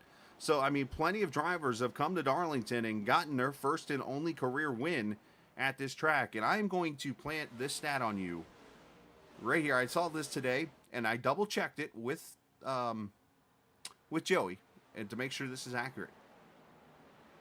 In Sim500's history, there have been 193 winners. So there are 7 winners away from doing something that I don't know if any league can actually say is done, and have 200 different winners in a league. Against some of the best competition, so the diversity, I mean, you have... I mean, I'm sure there's someone... Oh, Calantoni. Multi-time wins. Calantoni held on, but he was down there at the bottom of the track. And not to cut you off there, but that's... I mean, there's probably a league out there that has it, or 2 or 3 or whatever, and that's cool. Congrats to them. But you're not going to find many. If Not any. many, yeah. Yeah, no doubt. So what was a conveyor-belt racetrack with cars all the way across the surface is now a cluster of cars. Leader running into turn number 3. The main back of the back is coming off of turn number 2. So they're all within a straightaway of each other, and we do have a pocket of side-by-side racing. Here comes Stenzel underneath the 22, taking that position, sliding into 10th as they cross the line. The 23 of Van Schaik also going to take that opening and slide around Nelson Rivera, give him 11th. Nice job by Nelson. Yeah, 37 laps to go, guys. This is still a very long race to go. There's still plenty of time for things to happen. And I feel like at this moment in this race, you still are not going 100%. You have to back up the car and race this track. I say that because you're going to have somebody out there that's going to race like it's the end of the race right now. You will catch them and pass them. I think a car we've not heard much about, driver, is the 30. Ryan Macklin's been kind of quiet, but now that it's race time for championship, he's found himself up here in this top 5. Just having a quiet night tonight. Don't see him charging that personal comfort Toyota, charging the corners, just kind of pacing himself. He might let those guys run away, but I think, you know, ultimately sometimes consistency wins you championships, right? Get yourself to that final 4 and then run hard, but stay out of trouble. And right now, if I have to pin somebody who I think is in that mode, it's Brian Macklin. Just don't tell Joey he's had a quiet night. Yeah, I know. You know, every once in a while that stuff happens. And yeah. Hudson and Foudy battling back here for 8th. Hudson just cleared Foudy, but Seth! They just went into turn 1 side by side, which is almost a mistake. Yeah, Foudy's going to lose a massive amount of ground here coming to the back straightaway. He's going to lose a position. Kevin's going to go to his inside. Yeah, Kevin is multiple laps down, is he not? I believe he is. Oh, yeah, no. You're right. Yeah. He's just taking over that 10th spot. Well, I'm wrong. What do you know? That's one of those. We were talking about him being able to charge back through the field. I thought maybe he would have lost a lap. We have 19 cars on the lead lap with Rich Beasley, the front end of his car, missing running 20th, so he's really not in play. Oh, Seth getting the wall there. And that's one of those things, again, I go back to the whole race to racetrack still right now.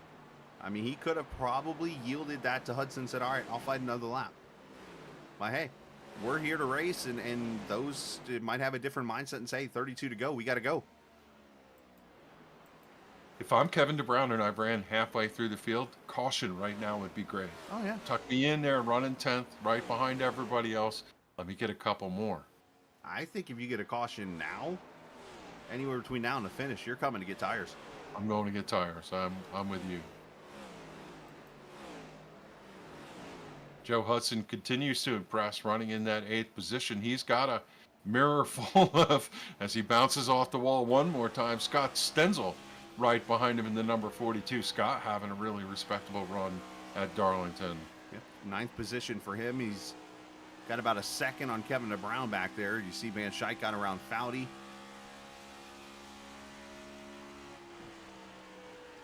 Go back to your leader here, Josh Parker, just picking him up and putting him down. Not only is he out in the lead, he's driving away from the 58 of Pedro Mojica. We have not seen that happen, but I wonder if Pedro's looking at the lap counter saying there's 30 to go, and with about 15 to go, I want to see if he's going to reel him back in. Right now, the gap is 1.2 and change seconds, and I would not be surprised to see this 58 run him down as the laps start ticking off. Now, let me point this out to you. Josh Parker, all season long, has qualified in the back. He purposely will not run the lap and start in the back. And he made the comment to us in our interview a few weeks ago. He said, once we get to the playoffs, I'm qualifying. And I kind of took that as a little bit of a warning sign, so to say, because my first thought was Matt Kenseth. Anytime Matt Kenseth qualified in the top 10 of a NASCAR race, the field was in trouble that day. And I couldn't help but think, tonight Josh Parker qualified 3rd. I was like, uh-oh. And he has led the most laps in this race, arguably.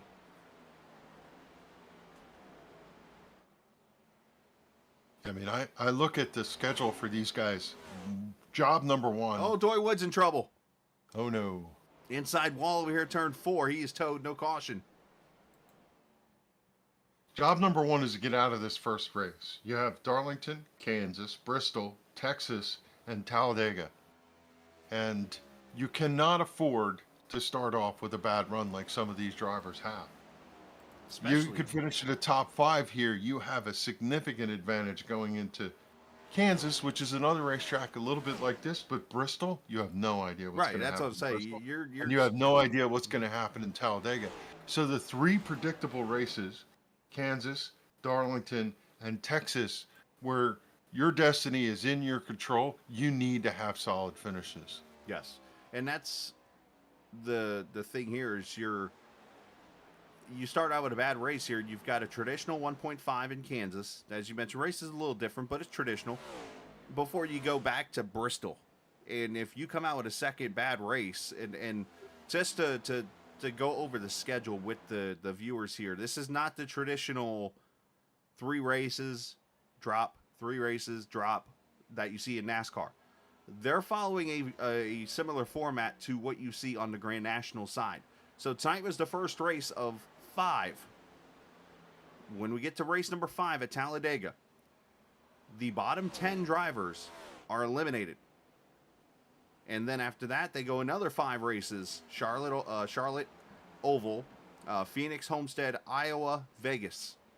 Those 5 top in points wins the championship. So it's not like the 3 races eliminate the bottom 4, 3 eliminate the bottom 4. It is literally run half the races, eliminate half the field, and go. Oh, trouble for the 30 of Macklin. Got turned off the bumper of David Comstock. Good. Somebody's got hit. That should have a caution out. There's going to be the caution. That was just 2 guys chasing the same real estate. I don't know why they didn't square that up, but Comstock did not left, and the 30 of Macklin went around, and he's going to be the worst for wear. The 4th caution out. That, I wonder if that looks very similar to the Jatina wreck earlier. Yeah, I must wonder. I mean, they just kind of came together at the start-finish line. One drifted down, the other drifted up, and they met in the middle. Stuck in the middle with you did not turn out well for Brian Macklin. He had a reasonable hit, but nothing that would have killed him up until he took a stop and draw the caution. So I think he's going to drive out of this one, but he's in the same boat as the 93 who's cheering. He's lost all that track position in his personal comfort Toyota. And here we go with the money stops as we watch this. Yeah, the only damage I see on that 30, maybe the right rear quarter panel. Otherwise, it looked like the tire was straight. So that's just, I know Comstock didn't mean any harm on that. And then a couple cars. Oh, never mind. No, that was Seth Fowdy went up in the outside wall. I see there. I was wondering where that smoke was coming from, I saw. Widespread pit stops taking place as the 81-year leader drops into his box. The question is, will anybody take 2 tires? I think you beat me to with it. Darlington, it's got to be 4. Beat me to it. No have Tyler in the mix, so it's looks like 4 tires in. Fuel for the 81, for the 99. And I suspect the 58 has done the same thing. Down and away goes the 81. 58's going to follow him off in second. The 99 of Tommy Ryan holds serve for third. Good pit stop for the 81 crew to get him back out in front of everybody else in the Haas CNC number 81 Ford. I think this is a good opportunity for us to maybe talk to the young guy there in the 81 car. I call him young. I really don't know how old or young he is. So let's. Everybody's young to me. Yeah, we're all middle-aged. That's how I look at things. You know, whippersnappers. All right. Says, let's get Parker up here. Parker, Josh, you've been the. What's happening? I'd say you're pretty exciting. Been a pretty crazy race here so far. You've been the guy up front. Kind of took it easy there at the start of this race, but now we're getting down to the nitty gritty. And I'm guessing the best thing you're seeing right now is that 58 behind you, to a point of you guys know how to race each other. So that's got to be a good sign for you. But to be up front here, Darlington, first race of the playoffs, got to be feeling pretty good. Yeah. Yeah, it was a good point. Yeah, we're gonna race these Pedro's gonna race me hard but clean because it's the playoffs. But like you said, to a point, yeah, it feels good. Like I said, finally get to qualify, so it's a lot different to be able to start up front. I could kind of run the strategy I want to run, and I was able to take it easy, save the tires a little bit, and set myself up to where I am now. So, notice the tire fall off isn't really there. I mean, you've lost about a second in a long run, depending on how much you've saved your tires. Is there any clue of why that is? Just the way this track is, the temps? What? Because usually the tire falls off. Yeah, to be honest, I didn't know what the tire fall off on time wise. Handling wise, it was awful. It's, Right. It gets loose. So, yeah, that's interesting. I bet, yeah. Yeah, because it honestly felt like we're going really slow here. So if it was only a second difference, that's pretty surprising. Well, and that's why because I'm sitting there thinking, and I brought it up when we were talking earlier. I said, man, it's what, 2 stops? You guys aren't going to do this one stop. But it almost seemed like more realistic to go one stop. Yeah, I mean, I think, yeah, I don't think with this car you see anymore, splitting it like Mike Kelly used to do, 3 stops, 4 stops, because the tire does fall off in handling, but for some reason the speed keeps up. So I think that might have to do with as the track rubber's up. I have no idea, to be honest. No, I don't either. But hey, you're up front, so you know, have an idea of what you're doing, at least at Darlington. So best of luck here to you, and 20 to go. Let's bring it home. Appreciate it. All right, Josh Parker leading this race, and let's get him down to his team name, boys. I mean, he brings up the point that I'm thinking. I have no clue, and the only reason the looseness has to be the tire temps. That's the only thing I can think of. Tire temps are getting hot, causes the car to have more of a slip. So that's partly cloudy, 76 degrees. Track temp is 70 and it's cooled off. So you're not worried about that. It's hammered down. 20 laps fast as you can go. Yeah, it's time to go now. There's no more. You still race the track to a point, but you go now. As good restart there for Parker. Tommy's going to get hung down on the bottom. A couple contact there. Looks like Wesley got the wall with Comstock. Just a check up there in turn 1. Very easy to do. Into the wall hard goes Campbell. Ryan into the inside wall. Oh, man. That's a shame.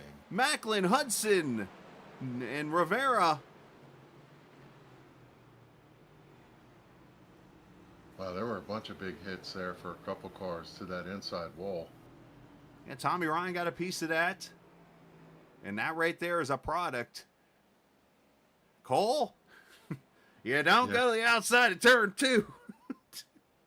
Or turn 4. I think the good news for Joe Hudson is he didn't hit that hard. He just kind of glanced off a couple things.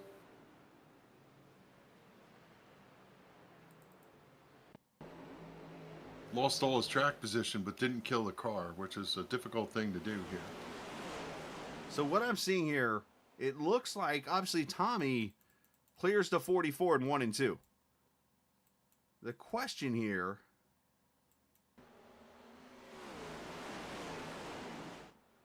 All right, so what I'm seeing there is Tommy clears himself of Campbell. Tommy's got to let out of the gas here because he's at a bad angle going to turn 2. And when I say bad angle, I mean to this apex right here, center corner. So he's probably got to get out of the gas. Campbell, on the other hand, is probably full throttle right here. Problem is, though, he gets in that dirty wake. Car's going to push up. He's going to hit at the same time. I can't tell from that angle. I'll have to look again if he and Tommy made contact. I don't believe they did. But then Kevin gets in the back of Hudson. In that case, that means Tommy went down trying to find a shovel. Ooh, T-bone steak for Doug Roth. Add another playoff driver to the list. Rivera.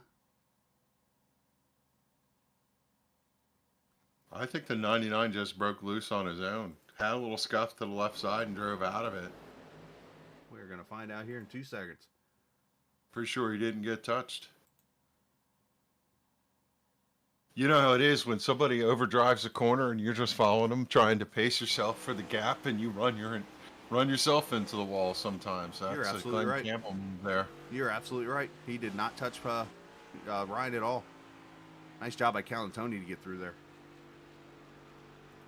The biggest benefactor of that is the 93. Again, these short cautions are making big track position gains for Kevin DeBrown coming back from that spin he had a little earlier.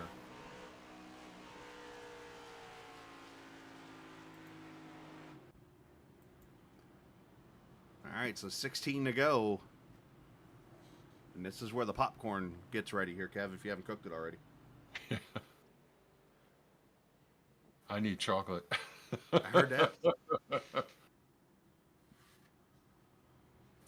Wow. Does Josh Parker go on to win, or will someone else come up and take the victory? That's really the question we have with 16 to go. I'm going to say this right now. If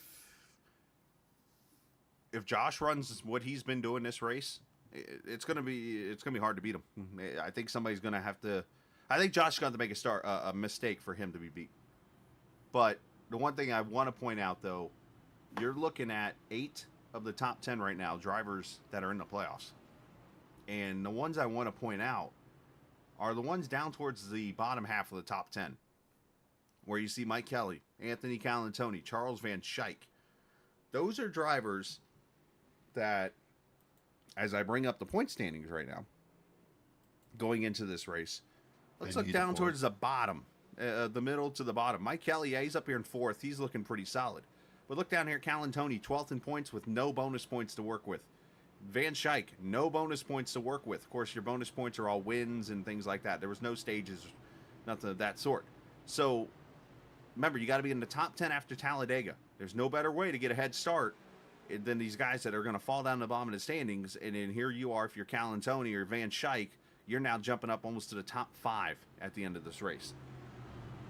So these guys need to finish off what they're doing here in this race, and they're going to look pretty good. Yeah, and of course, Coleman and Tyler Dalton, they had terrible outings here tonight, so they're going to drop to the bottom of that pile. Jose Gonzalez, Joey Jatina, Chad Coleman, you mentioned Doy Woods. Those guys are going to be at the bottom.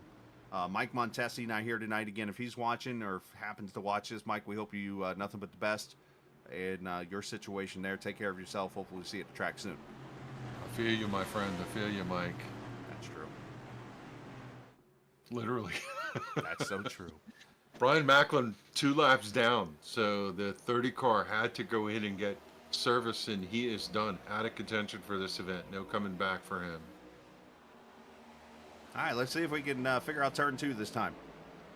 Single file, first 6, first 7, first 8, back to Calantoni and Van Schaik here. Van Schaik gets the outside wall, but it wasn't because he was squeezed. A lot better start, a lot cleaner. They're going to be 3 wide on the entry to turn 3 as the 91 got sideways off of 2. Calantoni goes up, bounces the wall, keeps his foot in it. Side by side out of 4. Not a picnic, and he's going to tag the 91 and turn him sideways. Everybody straight so far. Beasley sideways. Well, he's in the wall now. Car crashing into 1. Roth into the wall. We're still green. And he's able to drive out of it. That's the 10. I'm going to tell you right now, I saw straight live. That was netcode between the 84 and 91. Richard Beasley's car is killed. He's just limping the Again? thing off of number 2. Yeah, he got into it on the entry to 1. Wesley's not going to be happy, I'm sure, with Calantoni, but I'm going to show this on the replay so everybody can see it. I mean, there was space between the 2 cars. I mean, who can't see it right there in the camera shot? I mean, now, are they going to hit? Probably. So, I don't know if I can let Anthony off the edge there too much, but there's net code. But it looked like they were going to hit.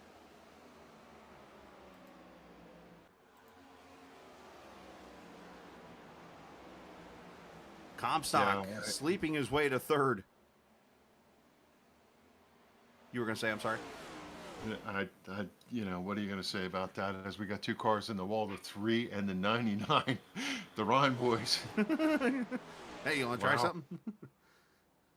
Parker just ran the fastest lap of the race, 29:14. That time by Mohican 18, Comstock in 18. So they're literally chasing each other here. A 12 from Parker that time. Road. Oh no, unscheduled stop for another playoff driver. Yeah, I don't know what's the story there, whether he got into the wall or something. No, just pitting. Stenzel just got the outside wall back there at 7th. I think he might have had a little bit of damage in that incident between Cal and Tony. Maybe, yeah. Yeah, I mean, there was net code with the contact, like I said, but Cal and Tony got loose, come down the track, and unfortunately got the right rear of Wesley. And I think you could argue easily without the net code, there's probably still going to be contact there. I mean, Parker, 3 straight laps. He went left and hit the left side against the wall, and he's Ooh. got wheel damage. So pretty confident his night has gone south too. Think about all these guys that tried to stay out of trouble in the last quarter of this race have found their way to the trouble zone. Josh Parker, the last 3 laps, ran the fastest lap of the race each time he went faster. Finally slows down a half a tenth. That's got to not be a good feeling when you run the 3 fastest laps of the race back to back to back, and you're still only a half second ahead of second. You have to wonder if he's in qualifying mode, as he knows Pedro is going to come and chase him. He's going to try and get away from him, not allow Pedro to have any impact to get to his quarter panels and pull him back. So if I'm him, I'm just focus out the windshield. That's what his spotter is telling him to do. Mike Kelly trying to reel in Scott Stenzel here in the battle for 6th potentially. Nelson Rivera there behind him. Joe Hudson continues on, even though he got T-boned earlier. Still hanging on in 9th. Calantoni there in 10th. And that's it. There's really only 10 cars in contention. Everybody else at this point is just kind of carrying their path forward. Seth Foudy running in 11th. He's a good, 12? I was about to give a shout out to Brian Wortman, but 10 he just seconds back, yeah. dropped over to the left and let the other cars go by and fell to 15th. Still a good run, but he was up to 12th at one point. As DeBrown putting pressure on Campbell now. Enters up there against the boards here, going to try to carry the momentum off the corner. Charles Von Schaik has rejoined the fold 4 laps down. You got to give a nod to Tyler Dalton running 20th right now. Even though he's 9 laps down, he's climbed a couple different positions. He and Robert Fiery the third on the same lap, but able to score at least some points here and come up to a 20th. Make the best of a bad situation as Campbell had trouble coming off turn 2. Kevin DeBrown got a big time run off, and now they're going to drag race down 3 and 4 here. As we come to 4 laps to go. Campbell, I think that damage on the right front of Kevin just kind of hurting his speed a little bit. But once again, Campbell too high off the corner there. Yeah, they're nose to tail, banging on each other, coming down the back straightaway. Kevin going to give him a little nudge into 3. Campbell's just driving it too deep into turn 2. He needs to back out of the throttle, center off a little earlier. Set that nose, let it get off the corner. That opens the door for Scott Stenzel. When they get side by side or at least start to race each other, that's going to make an opportunity for the 42. And you could see Stenzel right to the back bumper of the 93, looking to see if there's some sort of opening for him. As up front, the 81 continues to hold pace over the 58 by a little bit of gap. Oh, big miss on the entry there for the 93, tapped the 44. Wonder if Kevin was trying to move the 44 there, maybe. That's what it looked like almost.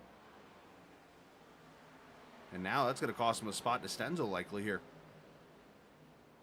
44 likes that because he gets a little bit of a breather. He's got 2 car lengths out back. He can now focus on trying to find his marks once again. It's the 42 sideways off of turn 2. The 93 up his back bumper, if you want to call it that. Stenzel got a good run through 3 and 4. He's going to draw back to the 44 as there 3 cars under a blanket here. Final lap for Josh Parker, 7/10 of a second over Pedro Mojica.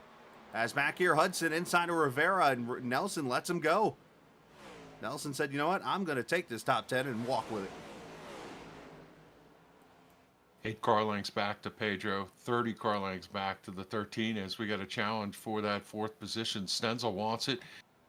Campbell is fighting for it. As Parker comes across the line, wins the Southern 200 here at Darlington. 3 wide for 4th as Campbell will get him. Wow, that was a great race to the end. So Josh Parker dominates and opens up the 2023 NC811 Playoffs with a win at the Lady in Black. And 8 of the top 10 are championship drivers. Glenn Campbell and Scott Stenzel having a good showing in the 44 and 42, but the rest of them all having a clean night. for Parker, it's his 5th win of the season. So he's right there second behind Pedro Mojica and wins this season.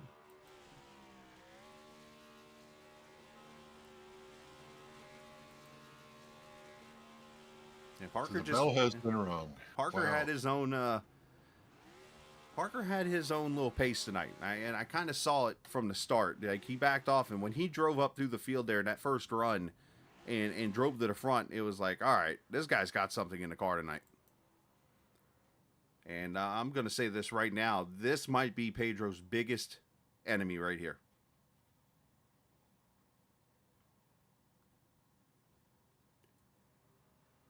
Well, you know, you get into that season where somebody dominates so much that the talk of the town is how are we going to beat them? And then when it comes to championship time, these guys take off the gloves, man. They come and they show up and they make runs like this, and then it becomes anybody's race as we go through.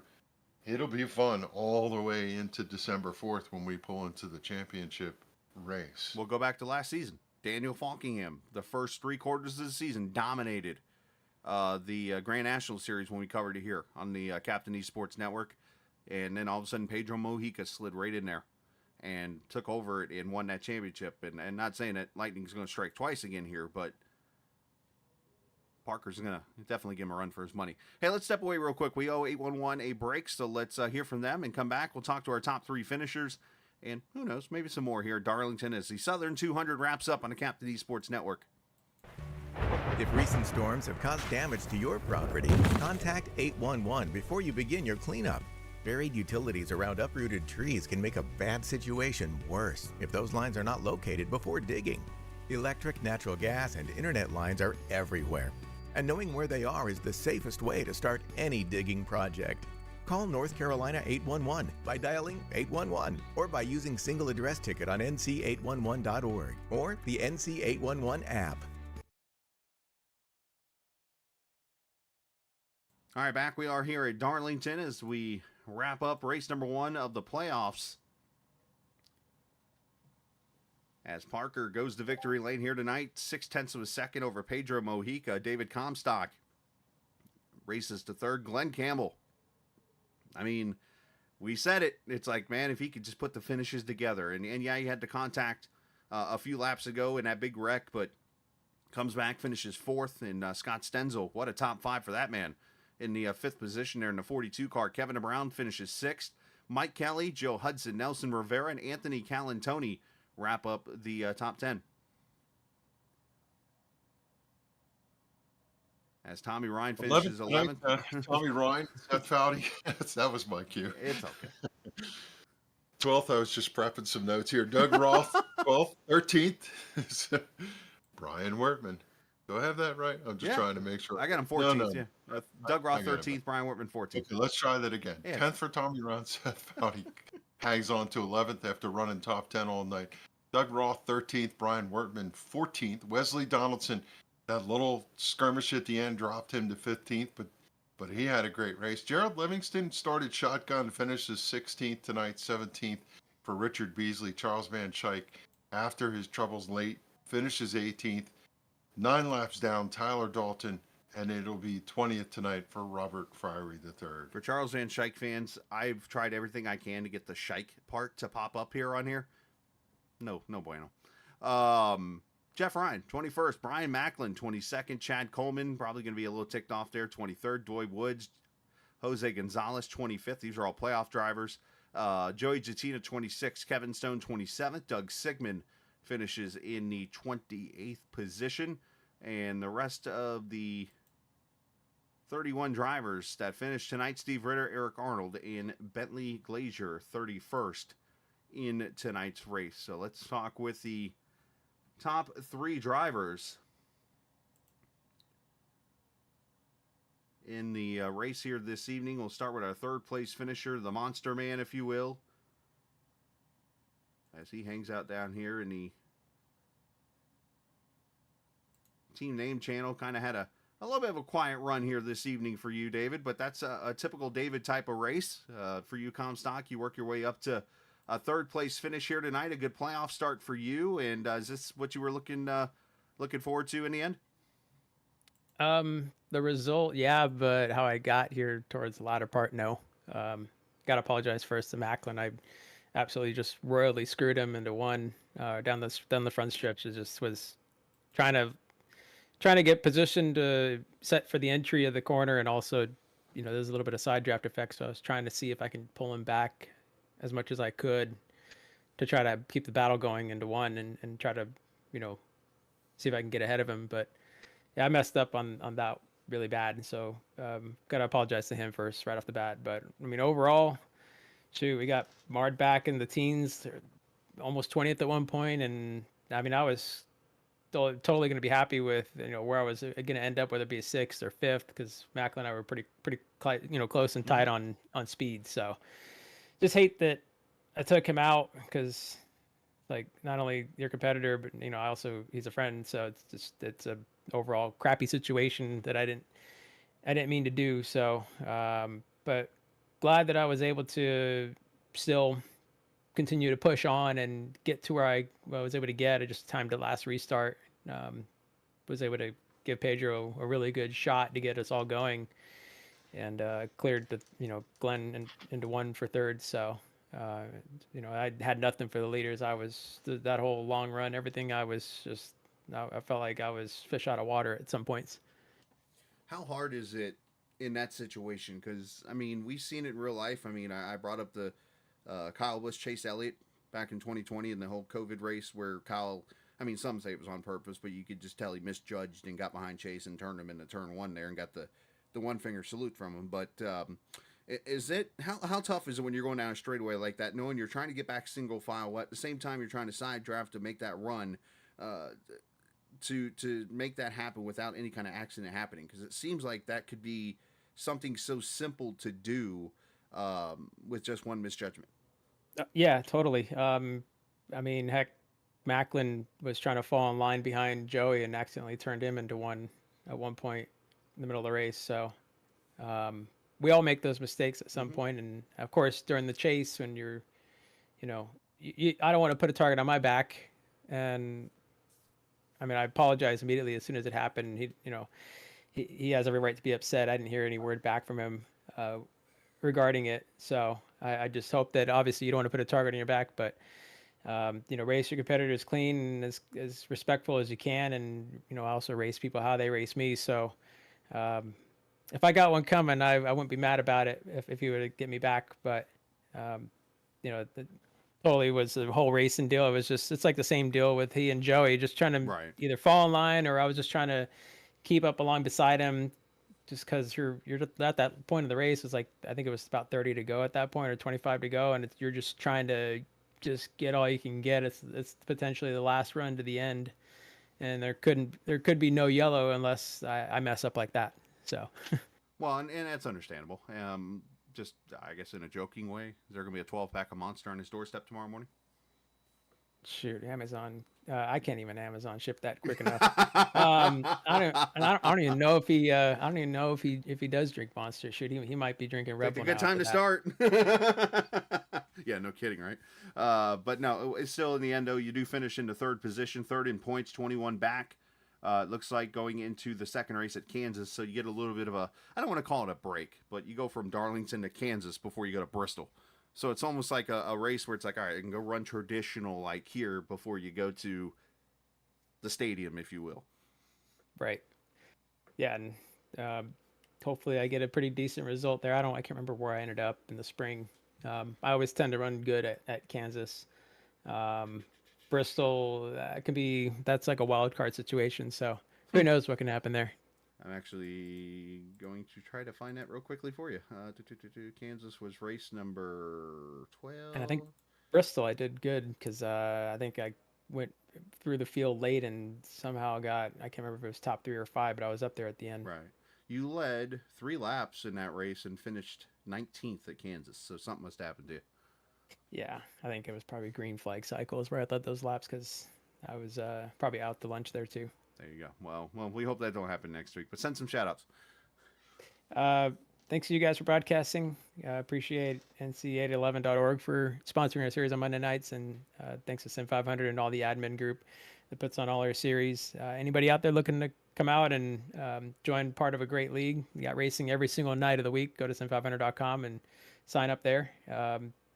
Everybody at Team Name, congrats to Josh on the win. Strong performance by he and Berto. Kevin's around. Good recovery back from his mishap, and just everybody those that had struggles, hopefully that turns around next week and they can start making some hay back to the point lead. But overall, good race, and appreciate everybody out there watching, and thanks to Monster Energy. Absolutely. Pirate Punch, by the way, for those who have not tried it, pretty daggum good drink. Anyways, thanks, Dave. Appreciate your time, bud. Thanks. David Comstock, you can obviously hear, the remorse for the contact there with Brian, but still good top 3 finish for him.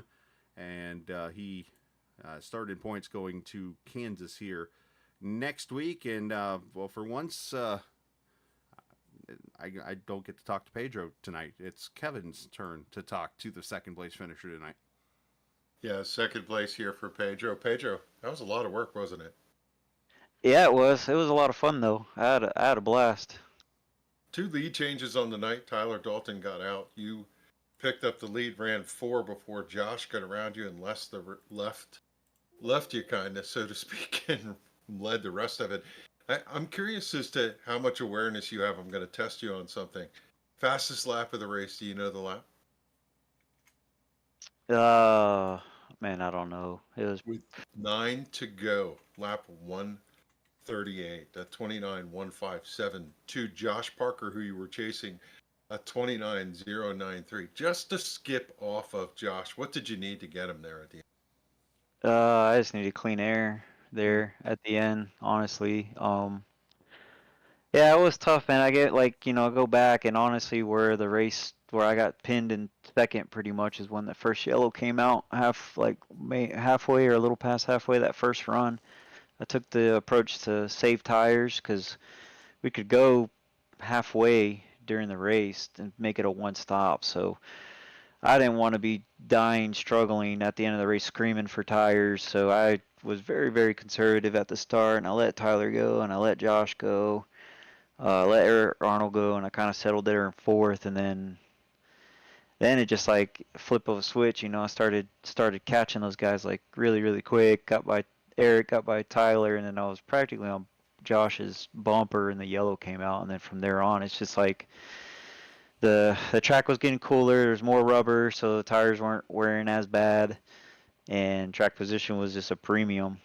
So honestly, the only way after that I was going to get Josh is if we got another long run, but just unfortunately, anytime that period would come to where there'd be an opportunity to gain on Josh on a long run, the yellow would come out. So it just really came down to track position there at the end. Kevin, before you ask your next question, I just want to jump in real quickly. That period that Kev's talking about, Pedro, Josh ran, I think, if I remember correctly, it was something like a 23, a 16, a 12, and then an 08. Like 3 straight laps, he ran the fastest lap, and you were right there behind him the whole entire time. And he only got away to it like a half second late. Go ahead, Kev. Yeah, you heard what Chris said, is that definitely the track picked up, and once traction is there for everybody and you're really just running qualifying laps at the end, there's not much you can do to gain. And we were wondering whether you would be able to find some speed to get to his quarter panel, but Josh was just hitting his marks really well. And we're sitting here talking about being disappointed, but won the pole, finished second. That's not a bad night's work in the first race of the championship when so many of your contenders had troubles here tonight. Yeah, no, me and Josh were talking about it. I mean, we kind of knew I'm happy with the result. I just wanted a solid run tonight just to start the playoffs on a good foot and not give up any points that I had earned over the regular season, right? So we were both just kind of talking about that because, honestly, it's like this round for us, it's like just don't do anything dumb. Take what you can get, take what it'll give you, and move on to the next where then everybody gets a reset and it's kind of like a mini new season towards the end of the year. So yeah, like you said, it's like it kind of sucks, but I think I've kind of gotten used to how this car is, man. If Josh is good, there's a couple guys in here that are good, and if they're up front, like we all run the same lap time, so you're just going to be stuck. So honestly, to be fast, be competitive, be close, be able to pretty much mirror Josh for a lap time at the end and keep it close, keep it tight. You know, that's all I could ask for. But no, he did a hell of a job too. You know, that's the thing. Josh, he started in the back a lot this year, and we all knew like, if he started up front, he'd probably have a couple more wins to the win column right now. So he's really good, man. I've raced with him a long time, and he's just as fast as I am. So it'll be entertaining to see how it all plays out these next I guess 9 weeks now. Well, you served up the meal, and we're going to eat it all the way through to the finish. You guys are going to make it exciting for us to watch, and we appreciate the job you did here tonight to keep yourself clean, get yourself a second place finish, and you're in a good position to go into Kansas. Who do you want to say hello to? Give a shout out to. Thanks to. Go ahead. It's your turn. Kevin, Chris, appreciate you guys, man, for putting on the broadcast. Spent time out of your day on Monday to do this in Captain Esports. So appreciate you guys. Hopefully, we put on a good show for you tonight. Made it easy for calling the broadcast. NC811 for sponsoring the series. Appreciate everything they do for the league, man. Without them, we wouldn't be able to have this great racing. Trans Service, Glenn Campbell, appreciate them. Without him, I wouldn't even be in the Monday League, so I appreciate him. Glad to be representing him well. Max Graphics for painting the car, appreciate them for doing that. All the admins at Sim500, thank you. All the guys on team name. Some of us had a rough night. So hopefully we can help them guys rebound next week, and some of us had pretty good nights. So, and again, Josh, congrats to him on the win. And then appreciate the family for letting me come down and hang out for a couple hours. There he is, your Trans Service Trucking and Logistics driver, the number 58, Pedro Mojica. Go enjoy that finish. Go down and chat with your mates, and we'll turn it over to Chris, who's caught up to our winner, Josh Parker. Yeah, shout out to Glenn Campbell, by the way, the boss man. They were Trans Service finishing 4th in the race as we get the winner, Josh Parker, up here as puts an old school whooping on the field here this evening in the 81 car. Josh, man, you said you had a strategy. We talked to you there before the restart, a couple of restarts ago, and you put it to plan tonight and led the most laps, went out and did your thing, and now you sit all of 11 points off of Pedro for the points lead. Yeah, I came into this race kind of wanting to set the tone, and kind of set an example for the playoffs. Not an example, but like I said, make a statement. It's like I said, starting in the back, the start of the year. So, being able to run my own strategy, kind of play my own tires. That yellow in the middle of the race kind of played out perfectly because I think I jumped the gun on going too hard. Pedro got to my back bumper, the yellow came out, and after that, I was able to learn on when to go and when not to go. After that, I think I went a little bit too quickly. So, that helped, and then the clean air definitely played a big part at the end.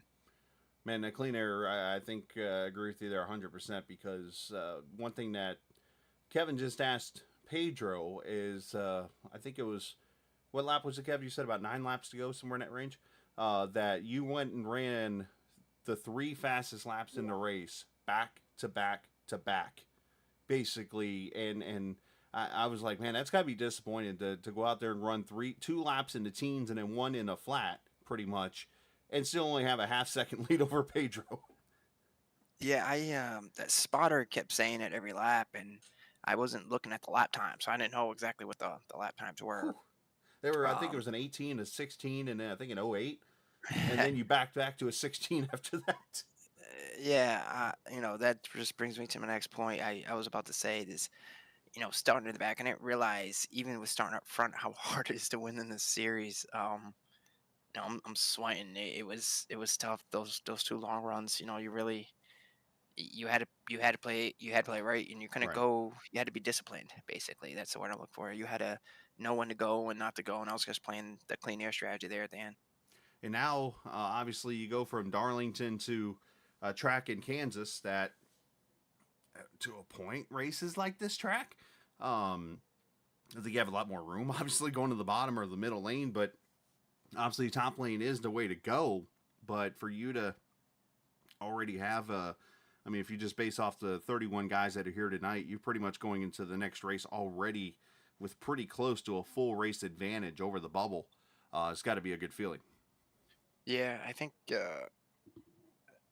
I think me and Pedro were just talking about that. We're pretty much golden. Just don't do anything stupid. Like you Right. said, we haven't had large fields, so the gap's not going to be as big as it was to start the year. So as long as we just finish top 10, top 15, we should be fine. Which, by the way, Bristol's the following week, so good luck with that. Yeah. So, well, great job, man. 5th win, so now you're right there behind your teammate for wins. Of course, your other teammates got 3, so it's been a 3-headed monster show pretty much throughout the season, but I think you fired off the first shot, if you will, in the playoffs here tonight, so well done on your part, and send some shout-outs if you'd like to. Yeah, you guys put in the broadcast, Joey, and 811. Team name, Chad, Beasley, Pedro, David, everybody there. There you go. Good job, man. Leads Appreciate you guys. 100. Oh, was there more? Did I miss something? Anyways, all right. I thought he had more people to thank, but I'm confused. 108 laps he led tonight, by the way. Ran an average position. So how about this? This is all the Sim Racer Hub website. I get it. I'm looking up the race stats right now from this. His average position tonight was 1.6, which is the best of the whole field. Pedro was second, 2.4. It was those two guys, and then Comstock was third at 7. Oh, I'm sorry. Actually, third was Tommy Ryan at 5.2. So it was those two, and then the rest of the field tonight dominating. But 108 laps led by Josh Parker on his way to the win here this evening. So congratulations to him. That's actually I'm going to start looking at that, the post-race here part. So there you go. Congratulations, Josh. I didn't realize you were still in here. As we send him down to team name, I think he muted himself or something. Yeah.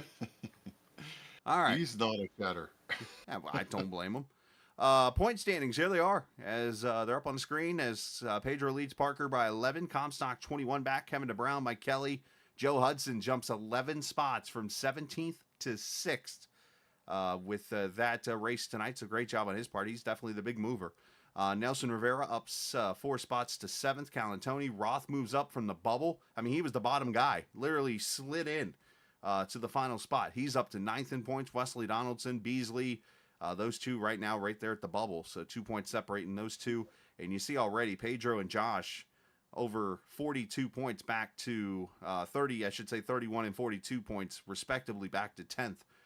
So I think if you can get that head start, and obviously now you've got a race, not that you want to wish ill will, but you do have one race to give. And with Bristol and Talladega on the schedule here coming up, I mean, there's a chance that one race might be needed. So obviously good job on their part and everyone else. This is definitely a fun race tonight, Kev.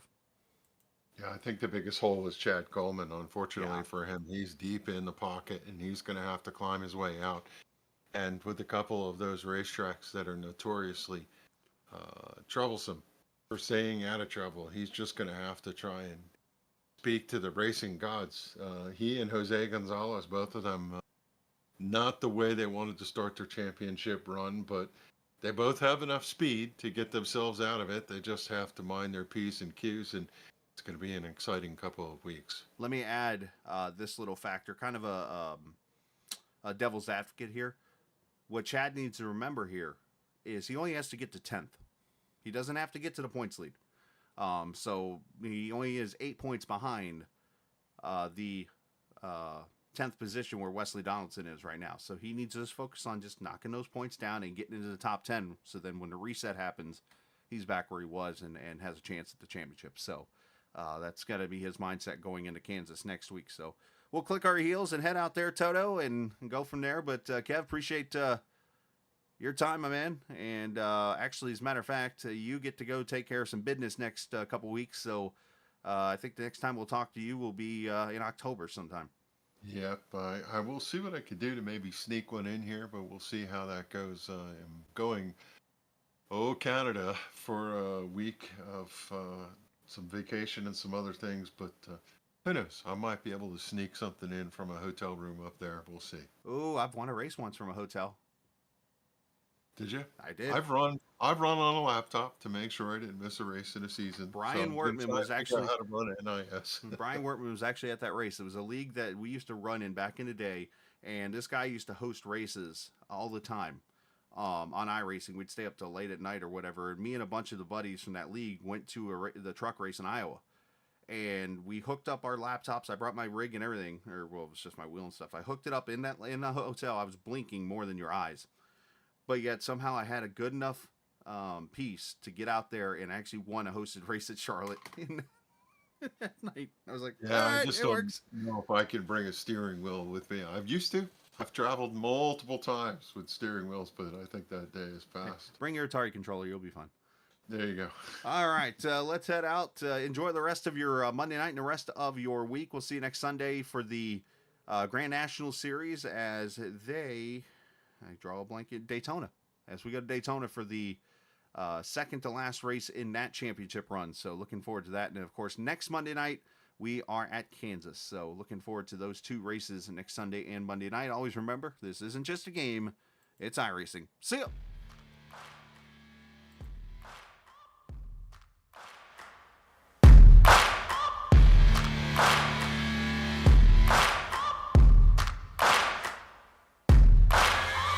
Searching for greatness in a sea of the dying and shameless, a sea of the aimless. I don't wanna be one of the nameless. I'ma wake up with the mindset that one day I'm gonna make it, and I don't think I'll be fine if I don't break my limitations.